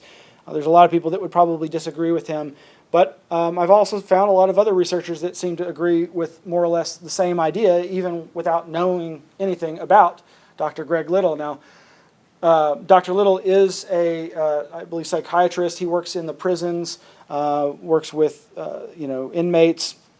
He's also very much into Edgar Cayce. He's into the Native American mound culture that dots the American countryside. He's a very interesting fellow, but I don't agree with all of his ideas, but I think he's on to something here. And he's one of the perspectives that I think some folks might want to check out more. And then there's that guy, Robert Anton Wilson. In his book, The New Inquisition, he introduced me to this idea of Poe logic, which is basically just a brainstorming tool. It's simply putting a PO, between two seemingly disparate things that you normally wouldn't have any thought that they would have any connections, and just kind of free associating and seeing what ideas come up. And so he started talking about some of the things that he had started contemplating: UFOs, Poe national debt, pornography, Poe Bell's theorem, and UFOs, Poe rabbits. And I remember reading that and just thinking, what the hell is he talking about? And he pointed out that there's a strange bunch of connections between UFOs and rabbits. Now, this probably doesn't mean anything, but he listed a whole number of things that he found in the UFO literature, from UFO occupants seen stealing rabbits from a hutch in Italy in the 1950s, a UFO not in one incident looking like a giant rabbit, an abductee working with Bud Hopkins who recounted seeing hundreds of paralyzed rabbits, Ms. Trent's encountering a UFO while out feeding her rabbit, tales of jackrabbits dancing in the road prior to the sighting of a giant white UFO, and Southern England encounters where a witness saw the regionally known Bunny Man immediately following her sighting of a UFO, and the Bunny Man said to her, "Please pray for me."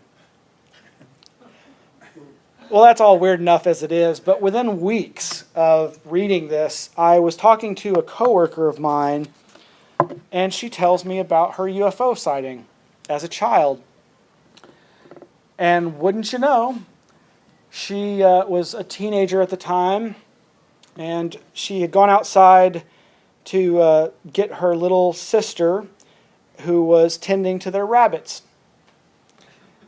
Now, this teenager who was going out to the rabbit hutch turned and saw a white egg-shaped UFO over what she thought might be an oak tree. And this is all happening in Middlesex, Massachusetts.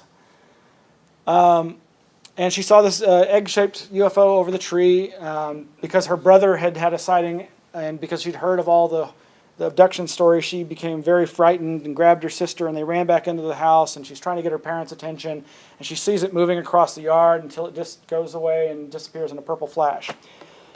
Well, you know, okay, it's just a synchronicity. It's just a coincidence. It may not be a synchronicity unless I imbue it with meaning, but it was meaningful to me because I'd just been reading about rabbits and the idea that there might be some connection. So this may be, you know, an example of the interactiveness of the phenomenon.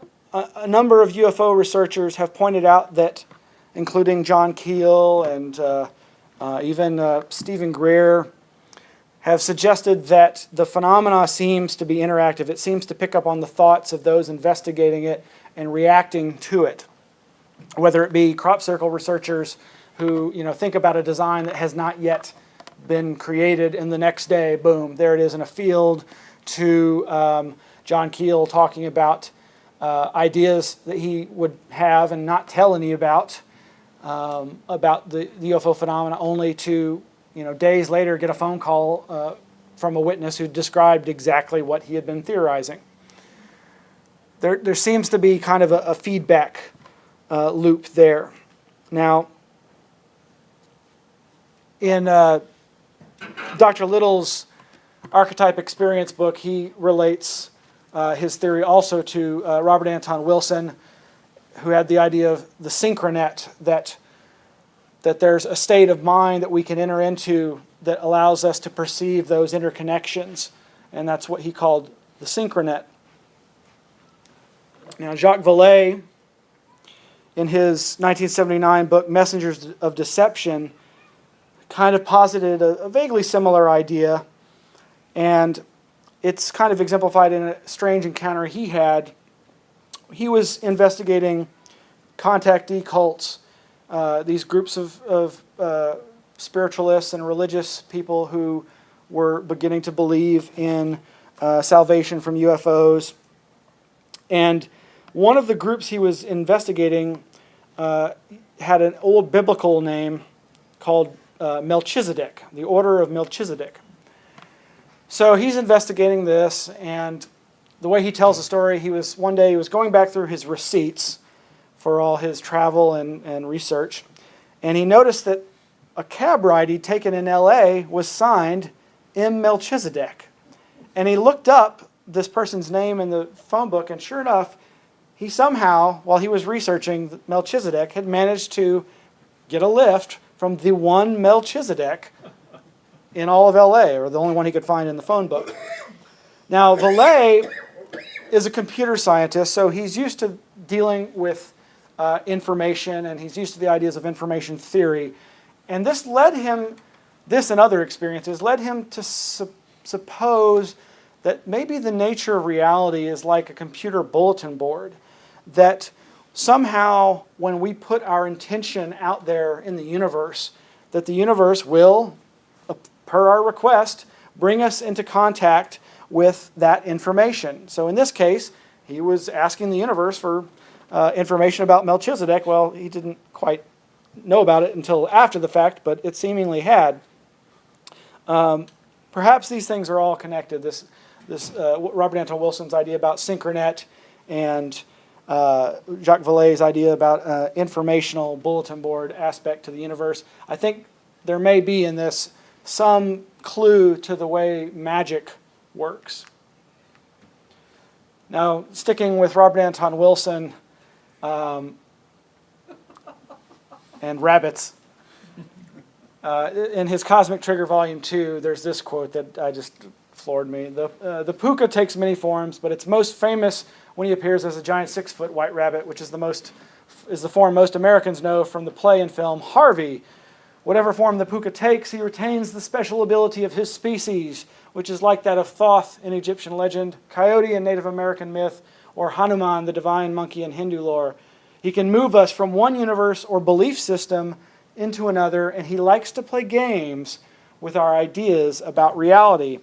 Well, to me, that sums up the UFO phenomena, and I think goes to the trickster archetype aspect of the UFO phenomenon. Now, let's move into the realm of dreams.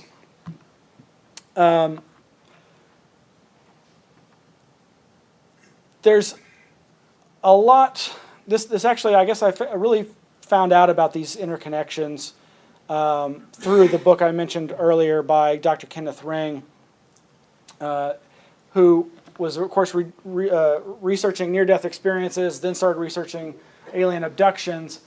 But he also drew upon the areas of false awakenings, out-of-body experiences, and lucid dreaming. Now, this is a big, long quote, obviously, from Susan Blackmore talking about lucid dreaming. And she cites the work of two other lady researchers I really respect a lot, Celia Green and Jane Gackenbach.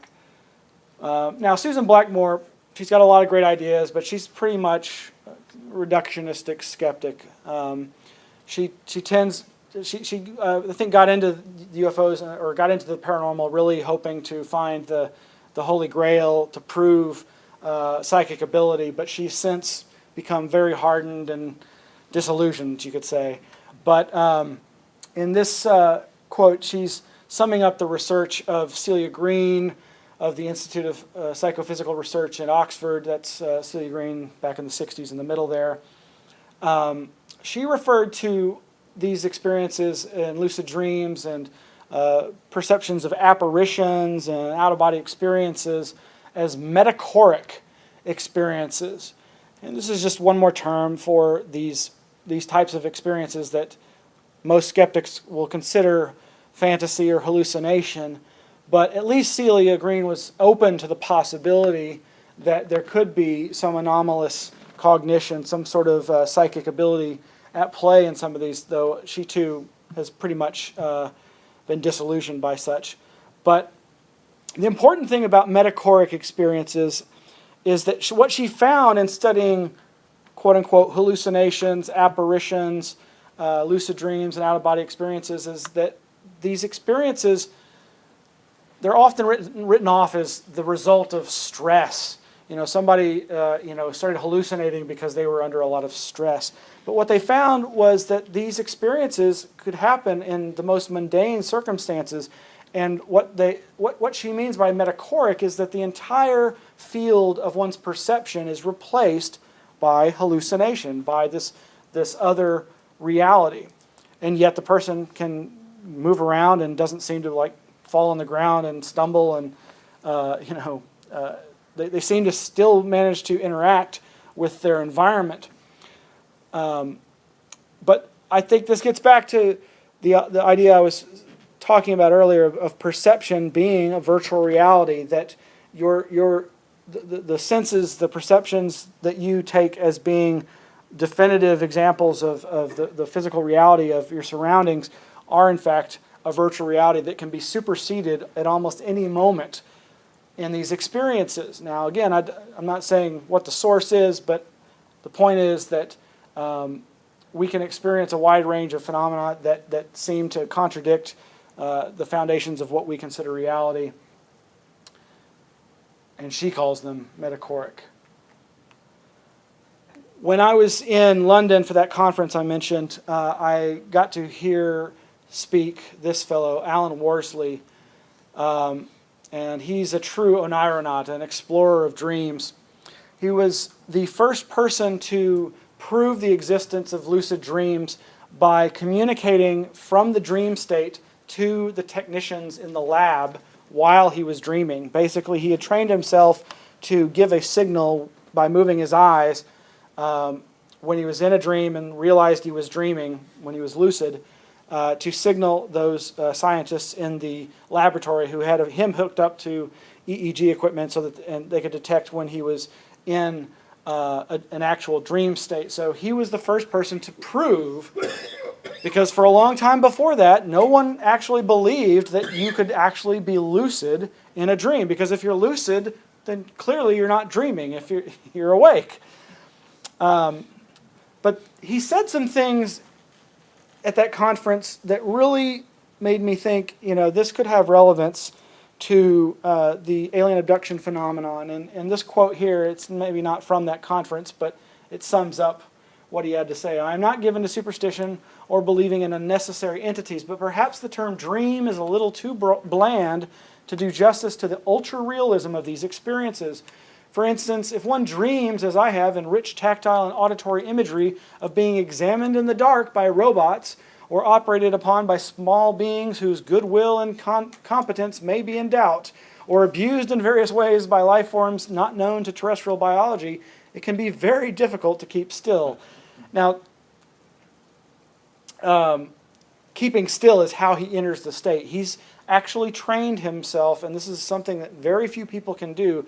He's trained himself to be able to go, not just become lucid in the dream state, but to go into the dream state and retain his lucidity from the waking state.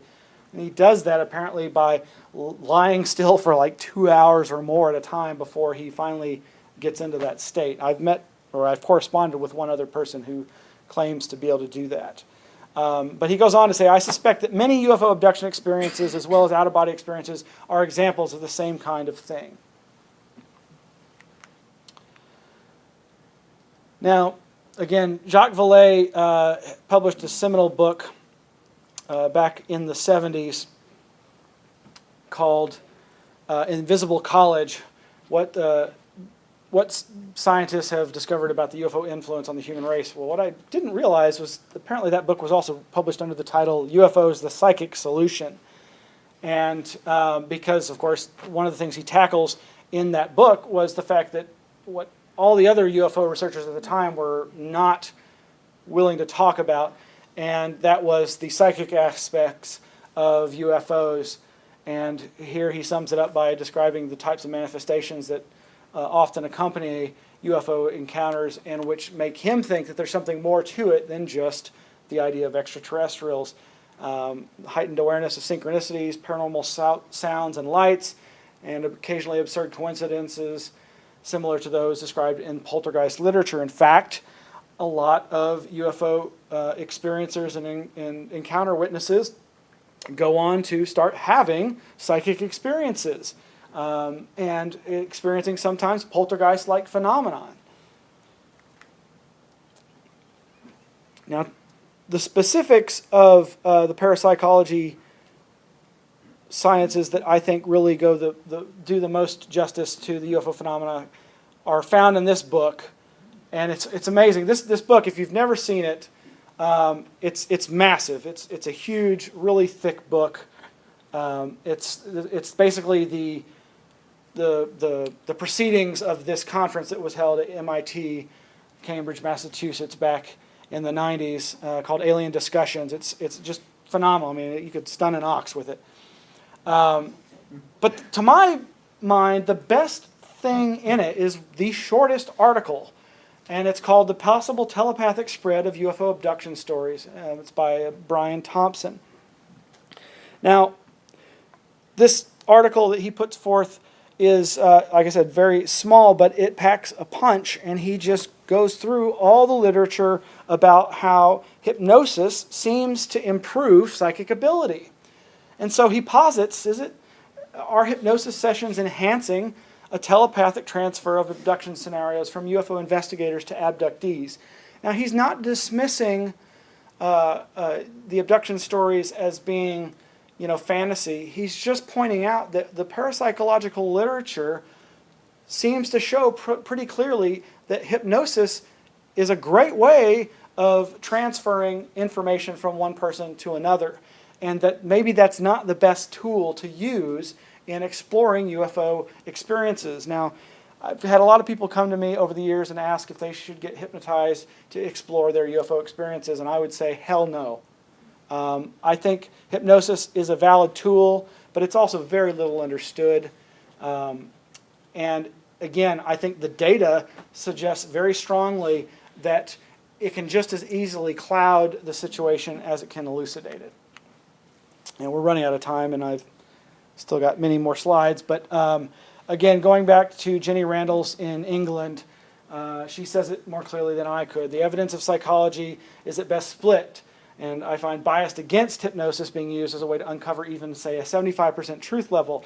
So if we accept that 25% of all abduction testimony is fantasy, then which bits do we use to construct our ongoing theories and worldviews? Especially as these feed back into the collective unconscious and inevitably create false data in the next generation of abductees. Even if some true memory is emerging, and I suspect it is, by the way, the constant overuse of hypnosis is simply diluting the level of truth in the cases that emerge by adding in more and more fantasy. By now, I suspect the data emerging is so contaminated that it is dangerous to make any real assumptions from it. Now, she also used to belong to BUFORA, the British UFO Research Association. They voluntarily enacted a moratorium on the use of hypnosis in the 1980s, and as far as I know, they've not taken that back. They basically stopped using hypnosis for basically the reason she's outlining. All right. Excuse me, Miles. Yeah. I just wondered, you said you have quite a few slides left. I wonder, and I would like to leave some time for questions. Sure. I'm sure there could be quite a few. We might consider doing a part 2 if you were interested in that. Possible. We hadn't talked about it, but... Well, I'd like to leave time for questions and answers. Maybe I'll just kind of go through... It's a good place to break? I suppose it is. It's before I get into the nitty-gritty of my ideas about this, but I'd really, I guess, rather give the opportunity for people to ask questions if they have any. So I would like you to summarize your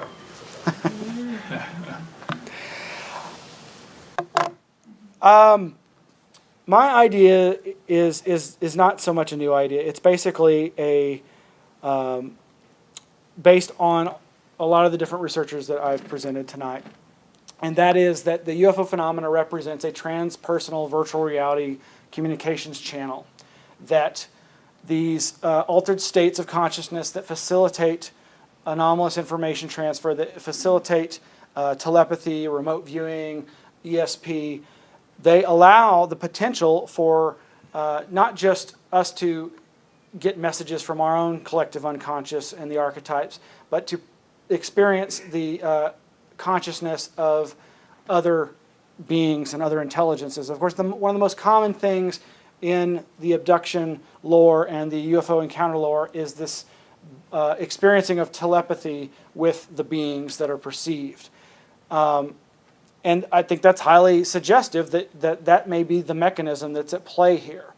I basically feel that if you consider that the phenomena has been with us as long as we've been on this planet, then it's really silly to contemplate it as being extraterrestrial. That it seems to have been here as long as we have, so might as well call it terrestrial. In some ways, this gets into the ideas of other researchers like Keel, who called them ultra-terrestrials, and MacTonies, who called them crypto-terrestrials, that perhaps there's another civilization here that's interacting with us through this mechanism. And if I had to I'd say it's like that movie Contact by Carl Sagan, where Jodie Foster's character experiences a very vivid, real experience that of meeting with an extraterrestrial, except that it appears to her in the form of something that she can more easily comprehend. I think that that's what's going on. But again, these things leave very physical, real traces on the environment, and I don't think there's any reason to not suppose that they are in fact real and autonomous themselves. Do you think they're all the same? All The same? I mean, are they all the same cause? Isn't there a possibility that some of them come from Mars or whatever? Absolutely. I think that there's the possibility that these are coming from different sources.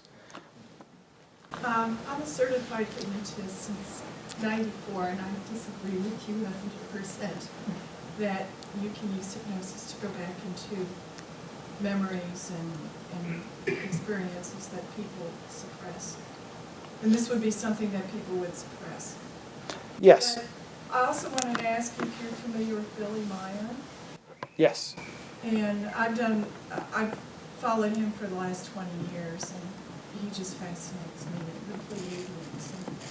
And that's where I guess I find most of my interest, is finding other humans out there that have higher intelligence. And there was a period of time when I thought that Billy Meyer's experiences could be real as described by him. For those that aren't familiar, Billy Meyer is a modern contactee like those from the 50s and the 60s who claims contact with humanoid, space brother type extraterrestrials, interdimensionals. And personally, while I entertain possible explanations for what I perceived as hoax photographs, ultimately I did not find his story very credible. And I would not dismiss hypnosis as a tool outright. I just think that it's been far too relied upon, and I don't think it's been. I don't think the parapsychological data has been taken into consideration when using it as a tool.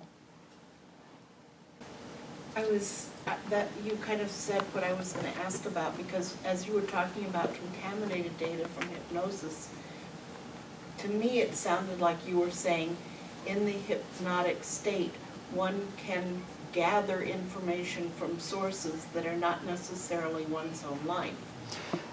And they are just as real to you as if they came from your own life, because you're perceiving them directly. And that, I think, would be the issue here, is that you're gathering this information from other sources than your own experience.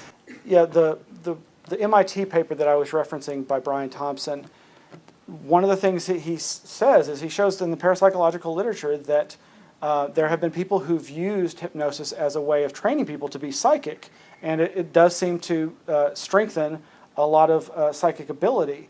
And so I firmly believe that altered states of consciousness play an integral role in humans' ability to psychically grok information from afar. And so in that sense, it would seem to be a very powerful tool for that potentially. well, I also specialize in past life regressions, and I've done a lot of past life regressions.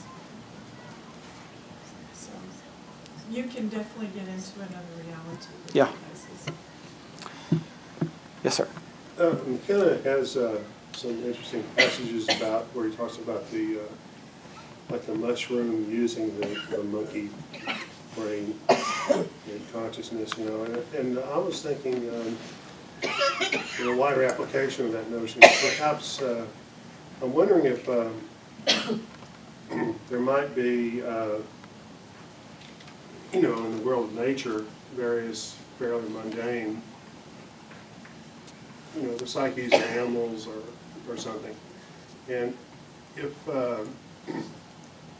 they somehow interact with the human mind on that level and are able to appropriate, you know, some of human intelligence to project themselves into the human experience, and they get things oddly twisted.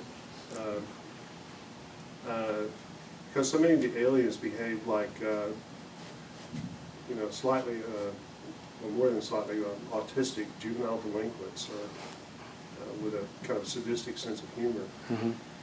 Am I making any sense? I don't know. One of the things I've often wondered about is if the idea of Earthlights is accurate, that there could be this luminous phenomena that has an electromagnetic aspect and interacts with human consciousness and can trigger these experiences. Well, could other species be interacting and having similar experiences? Like, well, you know, these Earthlights phenomena probably occur in the water too, and there are tons of accounts of USOs, unidentified submarine objects. You know, well, what if a pod of dolphins interacted with that kind of a phenomena? Would they too experience an abduction-like experience? Now, maybe they or maybe we are just tuning into that morphic field, that informational field that we've created ourselves by all the things that we've done to other species. You know, we abduct and tag and prod and probe any number of other species on this planet. Have we created a morphic field, an informational field that we're just tapping into ourselves, or would other species experience that? I don't know if that's what you were... That's a close better articulation of something I was getting at. Thanks. Yes, sir. With the spread of these smartphones and all that, everybody's carrying all these things, nice cameras, and did this increase the number of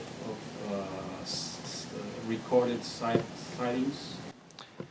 One would think so, and that's a lot of skeptics use that as an argument against there being anything, because their response is, well, where are all the, why aren't we seeing more credible videos or hearing more credible audio? Of course, there's another group of people who, again, focusing on the electromagnetic aspect, point out that, well, we've significantly changed the electromagnetic environment on this planet. And if this phenomena is as integral, as intimately connected to electromagnetics as some think it is, then perhaps we're actually creating a situation where these phenomena won't manifest as much as they have in the past because of all this technology. You know, the work of Michael Persinger and Paul Devereaux and others who've explored the electromagnetic field effects associated with UFOs and ghost sightings and apparitions. Some of them think that these technological advances are part of that. That in some cases they think that they're actually, in effect, allergic reactions to those electromagnetic fields. But again, I think there may be some truth to the idea that there may be less and less of this type of phenomena manifesting because of the electropollution, if you will. I mean, the prevalence of Wi-Fi, you know, is growing. There's all kinds of little-known health effects or little understood health effects, you know, associated with Wi-Fi and cellular phones and that sort of thing. So, but yeah, I would hope that there would be a lot more potential evidence for that. But what I see more and more is just more videos of things that you know, either the video isn't very good or it's clearly hoaxes. You know, I would really like to see some footage that would stymie me, because usually I'm I come away feeling like it's just not very good footage. But you have to admit there is footage that does stymie. Yes, absolutely. Yes, sir. Speaking of footage, you mentioned a whole bunch of different names and stuff at the very beginning, and I don't really know too much about this whole topic, and I didn't bring anything to write with. So is this video going to be like on YouTube or something where I can, do my own research and stuff? I hope so, yeah. Also, I may be able to put the PowerPoint up on the web and with links to all the sources. One of my aims, as I said, was... Be glad if you do that. Sure. One of the aims was to, give those names and those books that then can lead each of you, if you're interested, to explore those things yourself. And so I appreciate you asking for that. And yeah, I was just going to say on that, we might go ahead. We should have a good audio, and I was thinking too, and we're need kind of officially in, but we might be able to go ahead and take some more questions for 10 or 15 minutes if folks do have them. But I did want to, in case folks have to leave, I wanted to thank Miles for an extremely fascinating and wide-ranging presentation. It's amazing to me. And I was just thinking, I need to listen to this about 2 or 3 more times to soak it all in. There's so much information. So we'll probably get the audio up, and hopefully, along with the PowerPoint, on the INACS website, on Miles' website, and maybe YouTube as well. But I wanted to just thank Miles for this presentation. Before we take additional questions, where's the sheet with the sign up? I just wanted to make sure. I know some people came in late. I'd like to go ahead and have everyone sign up. If you haven't signed, could you raise your hand and pass it back that way? Okay, a few more questions. Sure. Comment or question? When we interviewed Rupert Sheldrake, he was talking about the potential of telepathically communicating with other civilizations, beings, whatever, on the other side of the universe. Mm-hmm. And he said just on an economic level, this made a lot more sense than spending all this money on technology and hardware just to explore our solar system. So when we were at the Monroe Institute, we met with a couple and interviewed them who are in communication with some people at the other end of the universe. And in the interview, they showed us what that was like, and they demonstrated it and allowed us to speak with them. And when I went through that experience, I thought, this sort of makes sense. And I didn't need a lot of scientific, hypothetical, theoretical understanding. I just thought, these people say they're at the other end of the universe. They're telling me what happened to them, and I'm understanding it. What's that? I don't know. That's the thing. If you study paranormal phenomenon and channeling and automatic writing and divination, humans have always felt themselves to be in contact with alien others. And they constantly tell us different things as to where they're from or when they're from. So I take those kinds of things with a grain of salt because, how do you prove it? It may resonate with you and you may feel that it's the truth, and that's good enough for most people, and I'm not here to tell you otherwise.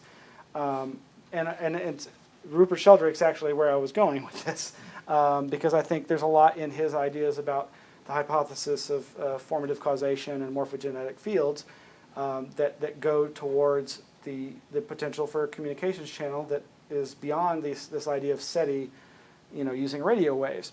And again, Jacques Vallée and Jenny Reynolds, they've all basically said the same thing, that there seems to be within the parapsychological data the mechanism for communication with other consciousnesses and intelligences anywhere or anywhen. And that's what remote viewing and all these other psychic phenomena really do seem to imply and show. So my belief system breaks down though when somebody actually says that they're in communication with Venusians or people at the other end of the universe. I can't prove it's not true, And certainly that's what got me interested in all these things, was the desire and the hope to meet some sort of extraterrestrials, having grown up on Star Trek and Star Wars, you know. But it's like, I don't know if I'll believe it until I'm able to sit down and have a drink with Greedo, you know. And I won't shoot him, I promise. But I'm looking forward to hearing more about what Sheldrick had to say about that, because I think he, of all people, might be one to have some new ideas on that. A follow-up question. What is consciousness? Yeah, there's a good question. Yeah, I don't know. Answer that one and pick up your prize in Stockholm. Yeah, I think it's become, you know, kind of a throwaway word that's bandied about and used in many different ways. And I recently was hearing someone describe it in two ways that I thought seemed apropos, and that's that there's the idea that consciousness is all that there is, but then our own everyday experiencing of it is self-awareness. And those two things right there are vastly different, but they're the same word.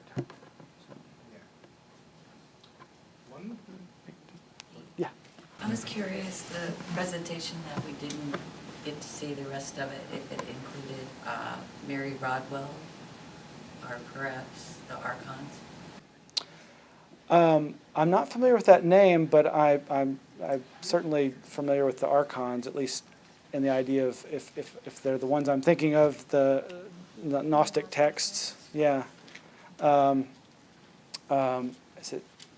I was recently revisiting John Lash. Yeah, his ideas about the Dead Sea Scrolls and their relevance to understanding, right, the Nag Hammadi scrolls, and that's an area that I guess I first came into contact with the science fiction writer Philip K. Dick. But yeah, there's the Gnostic ideas about contact with others is very interesting.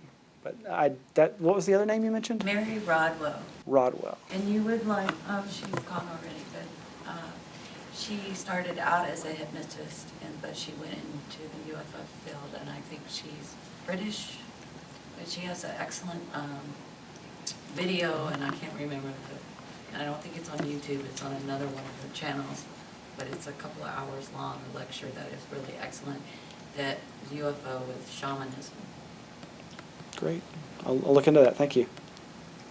Yes, Jed. I appreciate you bringing in the hallucinogen, DMT, psilocybin element.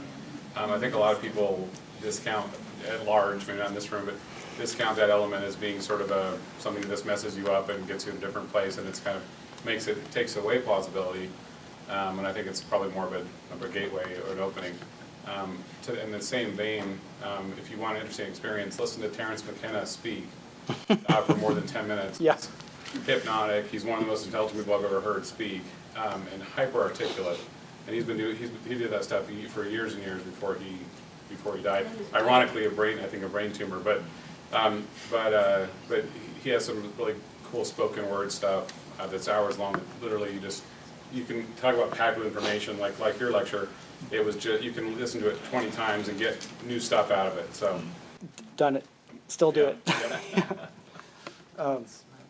Jan, Yes, I don't know if there's anybody else who was before me, but well, there's all kinds of people, but you. I wanted to kind of follow up on the big question of what is consciousness. I think one aspect that hasn't been mentioned yet is that consciousness has an aspect of self-awareness, that is, you are aware of the fact that you yourself are somebody who seems to be aware of themselves. But I think that there's also the aspect of awareness that there are other self-aware entities around you in the universe that seem not to be you. In other words, there's that otherness aspect of it that makes consciousness appear to be universal. And it's interesting in a way that one of the aspects of the UFO phenomenon that you mentioned and that I think is probably one of its most striking properties is its interactiveness.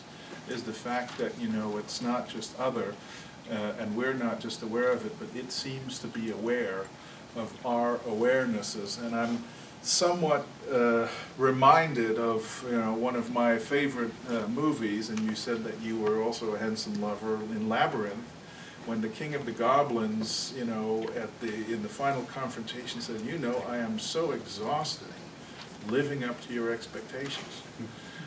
So there's that aspect of interactiveness that I think somehow has to be related to all that, which is, of course, one of the things that consciousness and UFOs seem to have in common. And that is an aspect that comes up in a lot of different researchers' perspectives, that whatever this thing is, whatever these things are, that they need us, and that a lot of the theories that I was getting to suggest that they need us to live. Now, you know, in the more mainstream. Well, yes, but even in the mainstream perspective, there's just the basic idea that they may be using us as a resource or something, that they may be, or the psychic vampire idea that they're somehow feeding off of our fears or our energies. But then there's this other idea that maybe they want us to believe in them, and that they need that in order to exist. One of the ideas behind the Greek gods, they needed people to believe in them. The Greek gods believed they needed people to believe in them in order to exist. Star Trek covered that with Apollo. You had a question too? Well, I was just going to say, after Bob and Brett said it from an audience member, that I would love to have part 2. Yeah, it seems like we got plenty of material for it. I don't know how many slides you've got left. I'll have to make more. Shaggy. Yeah, I was wondering about that story that you told of Robert Anton Wilson, where she's coming out to check out the rabbits, and you see like this egg-shaped UFO. Was that during Easter? You know, I beliove I tried to pin down what time of year it was, and I don't think I was able to. She couldn't. She couldn't remember. That would have been great. And another thing I just want to say is that you think perhaps when it comes to the collective unconscious mind, or that's being projected, or either archetypally or just in the Western world in particular, that as the universe basically reverberates in effect what it is that we are to a large extent, do you think that the pathologic nature or the schizophrenic nature of man as we currently see it, by virtue of our technology basically being driven towards self-destruction and all the various aspects of what we know mainstream society, actually sends out a signal that actually brings various extraterrestrials to take advantage of that particular state of consciousness? In this particular case, I'm thinking of the Greys, but you could probably make any degree of argument that maybe we're getting exactly what it is that we deserve. No, that's the mass media. That's not the Well, average yeah. person. The mass media. That's just another form of schizophrenia, It's just another way in which to basically disallow ourselves from actually achieving our true self. So, I was wondering if you could speak to that insofar as that if the civilization itself is, what it is right now, which I think we're seeing how it is basically tending towards its own oblivion, that it might very well attract those entities which can be parasitic to it. Or maybe not. Well, yeah, perhaps there is an element of that reflective aspect. I mean, it could be a matter of us drawing to us like-minded, sort of, or in a sense, ETs or others. But I also, personally, I see in so much of the narratives of contact a reflection of our overextension of technology past our ethical ability. I think that there's no better representation of our state of humanity than the fetus-stealing, hybridizing medical technicians that are the Greys. In that case, I'm suggesting that maybe that's more a reflection of our own deepest fears and problems. But yeah, another interpretation could be that there is this actual species that's been drawn to us because that's what we're putting out, and maybe that has to do with, like what we were saying, that reflective or that responsive aspect of the phenomena that seems to I I guess a more appropriate question would be, is that if we were strong within ourselves and that we didn't, I guess if everybody was walking around totally self-aware and individuated, would that happen? In other words, would we in fact, be susceptible to that kind of alien intelligence to kind of cannibalize us in that respect? Yeah, hopefully if we were at that point, we'd actually be having face-to-face contact and not being spirited away in the night.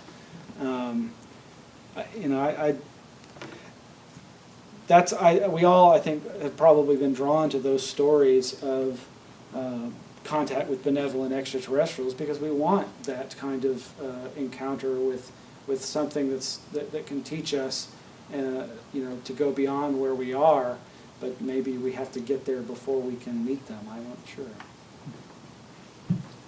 And just the statement of that possibly all our negative energy manifested through our technology right now. I mean, you can't really compare that then with these cave paintings of the exact same types of grays that we would see 3000 BC. So they didn't have their technology then.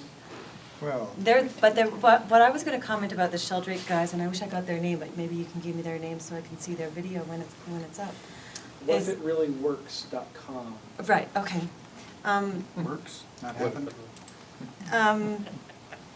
Yeah, if there's these people who might be channeling entities or spirits or energies from the other side of the universe, you'd have to define universe.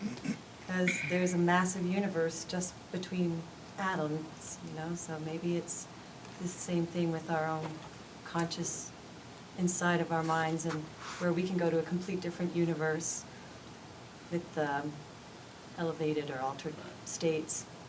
So it's possible that they are from the other side of the universe, it's just defined universe. Yeah, well, in that sense, distance is irrelevant, whether it's trillions of whatever away, or That's whether it's time. right next to you. Physically, it's a different dimension. Right. It doesn't really matter how far it is or how near it is. And that's the thing about the parapsychological data is it doesn't seem, the signal for information transfer doesn't seem to be degraded over distance.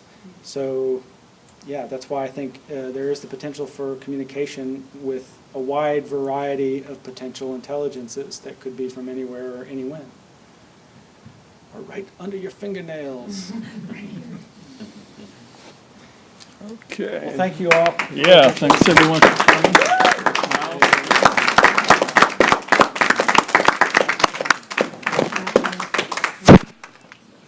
So what's your website?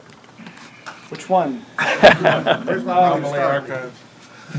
This has been a subject that has interested me all my life. Like so many people growing up in this modern culture of ours, I grew up enmeshed in science fiction, grew up seeing shows like Carl Sagan's Cosmos, talking about billions and billions of stars and the high probability of extraterrestrials existing out in the universe. And of course, I heard many a tale about crash saucers, government cover-ups, pickled aliens, alien abductions, contact with UFOs, and all other manner of paranormal and strange phenomenon. So tonight, I'd like to give you a little bit of insight into the perspectives that I think have the most merit when it comes to UFOs. There's a lot of information out there, and there's a lot of disagreement about the nature of the UFO phenomenon. There is certainly a lot of debunking out there, but there's also a lot of belief. A lot of beliefs in some pretty strange ideas, a lot of beliefs in strange ideas that actually are true. But there is a very real and physical phenomenon, and it has very real physical and psychical effects upon the environment and the witnesses to it. Now, is it going to work now? It worked earlier. It worked a minute ago. Yeah. All right. So, among the things I want to do tonight is provide you with as much information as we can squeeze into these couple of hours that could lead you in directions that you may want to follow up on. As Bob alluded to, I founded the Anomaly Archives. It has thousands of books on the subjects of consciousness, parapsychology, UFOs, ghosts and the paranormal, hauntings, out-of-body experiences and whatnot. And there's a lot of different perspectives that people have never even heard of, and I think that people would benefit from a wider perspective on these different alternative views on the UFO phenomena. But some of the topics that we're going to cover are the different approaches to studying the phenomenon. We'll briefly touch on the fact that it does appear that this phenomenon has been with us throughout human history. We're going to touch on a lot of the psychological explanations that have been bandied about by skeptics and debunkers to try to disprove the possibility of actual contact with extraterrestrials. And we're going to talk about perception, the nature of consciousness itself, and useful tools like drugs. We'll also be talking about things like mind at large, Carl Jung's collective unconscious, and the parapsychological literature that I think is actually more important to understanding UFOs than just collecting UFO reports and physical trace cases. We'll also touch on the issue of dreams and what part they may play or be able to tell us about the nature of UFO contact. And we'll go into some more exotic hypotheses about the nature of the intelligences behind the UFO phenomenon. And then we'll touch on what different human agencies, whether they be tribal or corporate, may have known about UFOs and what they may be doing with that knowledge. Now, I was a wee little lad when I was already seeing, the science fiction on TV and hearing about UFOs, checking out books at my elementary school library. I remember one year getting that little action figure. This is a little bendy doll for the Close Encounters, the Steven Spielberg movie, very famous, obviously. Years later, I would discover that two of my favorite foundational UFO researchers were intimately connected to the production of that movie. Some of you may know that the grandfather of ufology, J. Allen Hynek, actually makes an appearance in the film, just very briefly. He's just there looking at the UFO at the end and with his, I think, his pipe in hand. But Steven Spielberg consulted Jacques Vallée, the French astrophysicist, computer scientist, who I regard as the preeminent figure in ufology for putting forth some of the most important ideas to understanding the mystery. Around that same time that the movie was coming out and I got that action figure, one of my grandmothers, who had been running WRKL in New York State, told me about her having an abstract artist that she knew. She was an artist herself in the Greenwich Village area. And she told me, yeah, I've had this artist on who he started investigating close encounters, and he's been interacting with people who claim to have been abducted, and he's got witnesses from around the world who've never known each other, never communicated with each other, and they're all telling the same story of being abducted by the same big-headed, big black-eyed entities. And this had a profound effect on me. I was reading about these stories, but like the whole abduction hysteria, if you will, had not happened yet. This was a couple of years before Bud Hopkins had even published his first book on this subject. And of course, she was referring to Bud Hopkins. And so that was one of the early things that I think predisposed me to an interest in following up on UFOs. Now, typically when people meet me for the first time, they've had somebody refer to me as, oh, that's that UFO guy. If you've got any strange experiences, you might want to tell them to him. But depending upon what you know about me, you may also come up to me and say, oh, that's that guy that's really into dreams. If you have interest in dreams, you might want to go talk to him as well. But I really do attribute my early age recall of dreams as being really what synced my interest in this, because it felt to me that there's nothing more paranormal that we can each experience than the dream state every night. Now, we'll talk about dreams a little more in a bit there. This thing is just not okay. So just briefly about myself. Like most people, I've had a lifetime of what I would call minor psychic experiences, experiences of telepathy with my mother, lots of typical synchronicities, the kind that almost everybody has experienced, where you think of somebody that you haven't seen or heard from in years, and the next thing you know, their phone's ringing, and it's them. Also had a lot of lucid dreams as a child. Lucid dreams, for those that don't know, are dreams in which you are aware in the dream that you're dreaming and have thus the possibility for controlling the events unfolding in your dreams. I also had what I would call precognitive dreams or visions. Some of them seemed to be dreams, and others just seemed like memories of, oh, I know this happened before, beyond deja vu. All of these things, again, reinforced in my mind the felt reality that there is more to the universe than our scientists typically like to tell us. After graduating from high school, I joined the Austin MUFON group. For y'all that aren't familiar, MUFON is the Mutual UFO Network. Austin's had a proud history of UFO research here with its local group. Did several things. Just when there were sightings in other cities that were reported with the media, I would go and obtain copies of the news footage.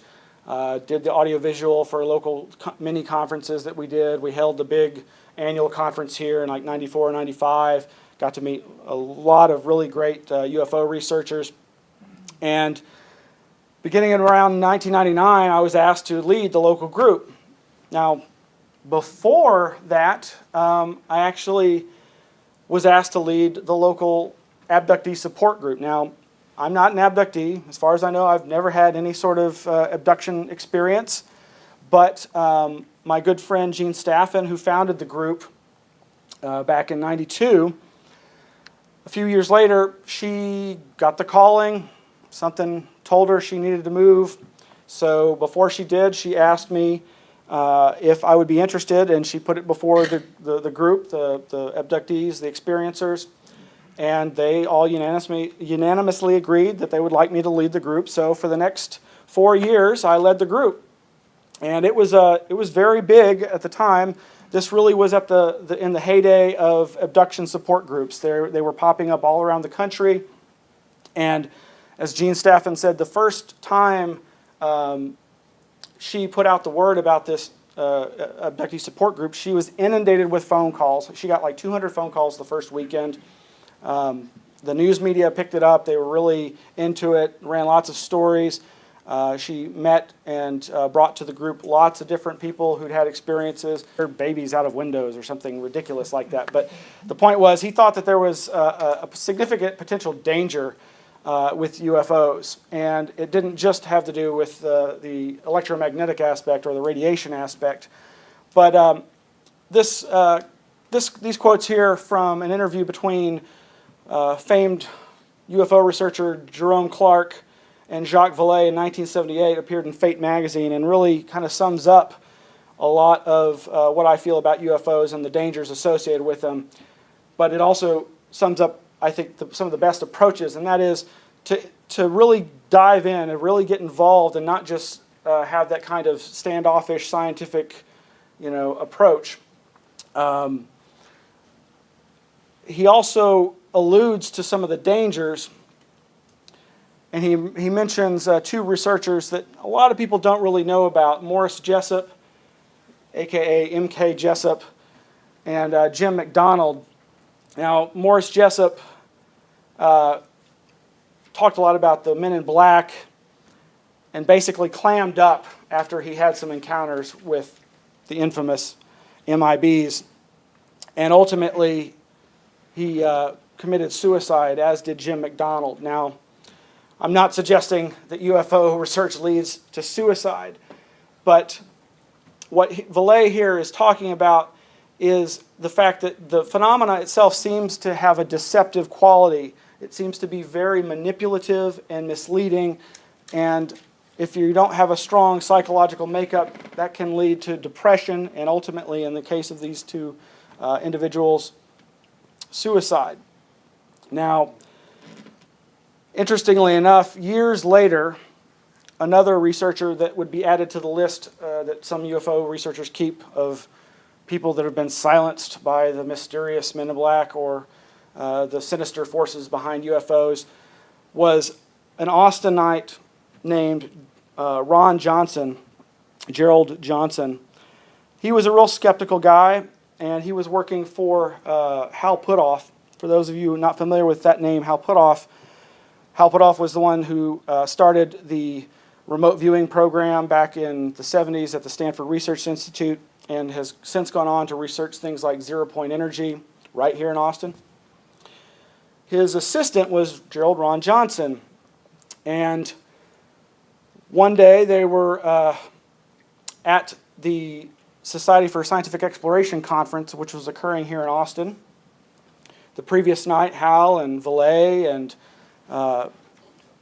Johnson had a really nice conversation about UFOs. They were all friends. But the next day, Ron keeled over, mysteriously some say, while a presentation was being given at this SSE conference. Now, Ron didn't do drugs, didn't smoke or drink. If anything, he was probably a workaholic, so perhaps it's easily to write it off as that. But of course, as is so typical in the UFO field, it's kind of become embellished, and his name has been added to that list of people that some folks believe were silenced. I know that years later I was told that he had been considered as the potential next head of the Mutual UFO Network, which would have been an interesting turn of events, because as skeptical as he would have been a very distinct departure from a lot of the other believer-oriented MUFON directors that have come and gone. But let's see if this clicker, there we go. Now, I think of UFOs not as so much dangerous as they are an opportunity to educate about these strange phenomenon. And again, Jacques Vallée, my favorite UFO researcher, has made several points to that effect, that the UFO phenomenon can serve as a teaching mechanism. It certainly is a perfect opportunity for scientists to express to the public how science is supposed to work. Scientists are supposed to be there to help us understand little understood phenomena, and yet, as he says, the sightings put into question both the structure of our society and the laws of our physics, and we're free to run away from them just as science is doing. He went on to more recently say, by denying the reality of the reports, brushing aside the witnesses, and treating them like fools or crooks, the academic skeptics are actually teaching the public that science is impotent at studying the phenomenon. Now, recall, Vallée, one of the things that drove Vallée to research UFOs was when he was in France and working at a telescope with astronomers. They had recorded some UFOs on tape. And he watched as the astronomers destroyed the tapes because they didn't want to deal with the unknown that they were faced with. And that had a profound effect on him, and rightfully so. And thankfully, he went on to continue to research the subject. Another person that suggested the UFO phenomena might represent a sort of teaching mechanism is the voluminous paranormal New Age writer Brad Steiger. In one of his books, he outlined, as so many researchers like to do, all the different possibilities that UFOs might represent as far as explanations for their origins. And this is one that I thought was apropos. He suggests that they're a reality game theory, and that in the, as he says, in the teasing fashion of a Zen riddle or a Sufi joke, he theorizes a higher intelligence may use such highly improbable teaching aids as monster sightings to provoke us into a higher consciousness and a much broader view of reality. And that's a theme that comes up over and over again from many different researchers. The idea that whatever the UFO phenomenon is, it's actually having a long-term effect on us that isn't as simple as them doing a hybridization study or trying to come and get soil samples or study our culture. Now, I consider myself a Fortean and an anomalist. Fortean after Charles Fort. Charles Fort was someone who lived in the late 1800s, early 1900s, and was a collector of strange reports. He's also famous for saying that he thought we were property, because of all the strange phenomena he had observed. And one of the things I like to use most is I use the UFO as a launching point to talk about all these subjects. Because as he says, one measures a circle beginning anywhere. And the whole quote there has to do with his interest in strange phenomena like falls of fish and frogs from the sky. We shall pick up an existence by its frogs.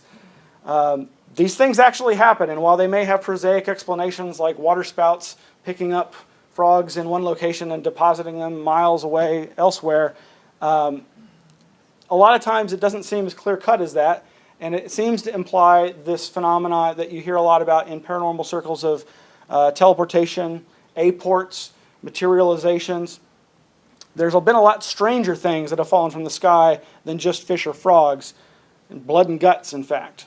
But Charles Fort is one of those people who basically said, look, here's the data, the damned data, as he said, that flies in the face of scientific understanding. And it's these things that science should be trying to grapple with instead of just sweeping under the rug as being, oh, it's an anomaly and it doesn't fit our paradigm, so let's not even try to deal with it. And of course, an anomalist is someone just that tries to grapple with these different types of anomalies. Now, anomalistics is another word for anomalists, coined by anthropologist Roger Westcott. Marcello Truzzi, who you see there, was a really exemplary skeptic. He started this magazine called The Explorations, and eventually he helped found CSICOP. I don't know if everybody's familiar with that. They've changed their name since then, but the CSICOP, the Committee for Scientific Investigation of Claims of the Paranormal. These are the arch debunking skeptics that believers love to hate, that are often represented by people like Penn and Teller or James Randi. These are the people who basically don't believe that paranormal phenomena can exist, and so they go out of their way to try and debunk them. Now, the best of them aren't that. The best of them are like Marcello Truzzi, an actual skeptical seeker, somebody who recognized that science, needs to try to grapple with these things and not just be dismissive of them. He basically ultimately got executed. And the thing I noticed immediately was that while I was used to hearing about the classic alien abduction that we've become so familiar with, there was a wide variety of experiences reported that really went beyond this, waking up in your bedroom, seeing gray aliens, them floating you through the wall, and then suddenly being on the ship and being subjected to the tortures that have become the mainstay of abduction reports. There was a wide variety of other experiencers that were coming to the group as well. People who'd had near-death experiences, people who'd had experiences channeling entities, doing automatic writing, people who'd had out-of-body experiences. And a lot of the times, these same people would have multiple of these different types of anomalous experience. And that really had a profound effect on me, and was one of the things that influenced me to start looking in other directions for alternative explanations. Now, I will just say, I've been called within days of the incidents an absolute skeptic and debunker. I've had friends who just thought, you don't believe any of this stuff. You think it's all fantasy, and I'm very quick to say, no, I absolutely do not think this is all fantasy. And then a day or two later, a friend would tell me, you're just such a believer. You believe every crazy story and theory that comes your way. Well, for better or worse, I try to maintain a high level of ambiguity. I think indeterminism is the best way to approach this, that I don't really have any definitive answers. And if somebody tells you they know exactly what UFOs are, I think you should disbelieve them. All of these interests led me to publish my own journal for a number of years called Elf-Infested Spaces, Journal of Possible Paradigms. For those of you McKenna fans out there, you probably know where that reference comes from, but we'll talk about McKenna a little later. All of this led up to organizing the hosting of the 38th Annual National UFO Conference here in September 2001. There's a poster by my good friend Mac White for that wonderful event that would have been the best UFO conference that never happened. Because, of course, earlier that week, September 11th happened, and the world changed forever, and we couldn't get all the speakers to fly here because the planes weren't flying. So that was a big disappointment, but it's just part of history now.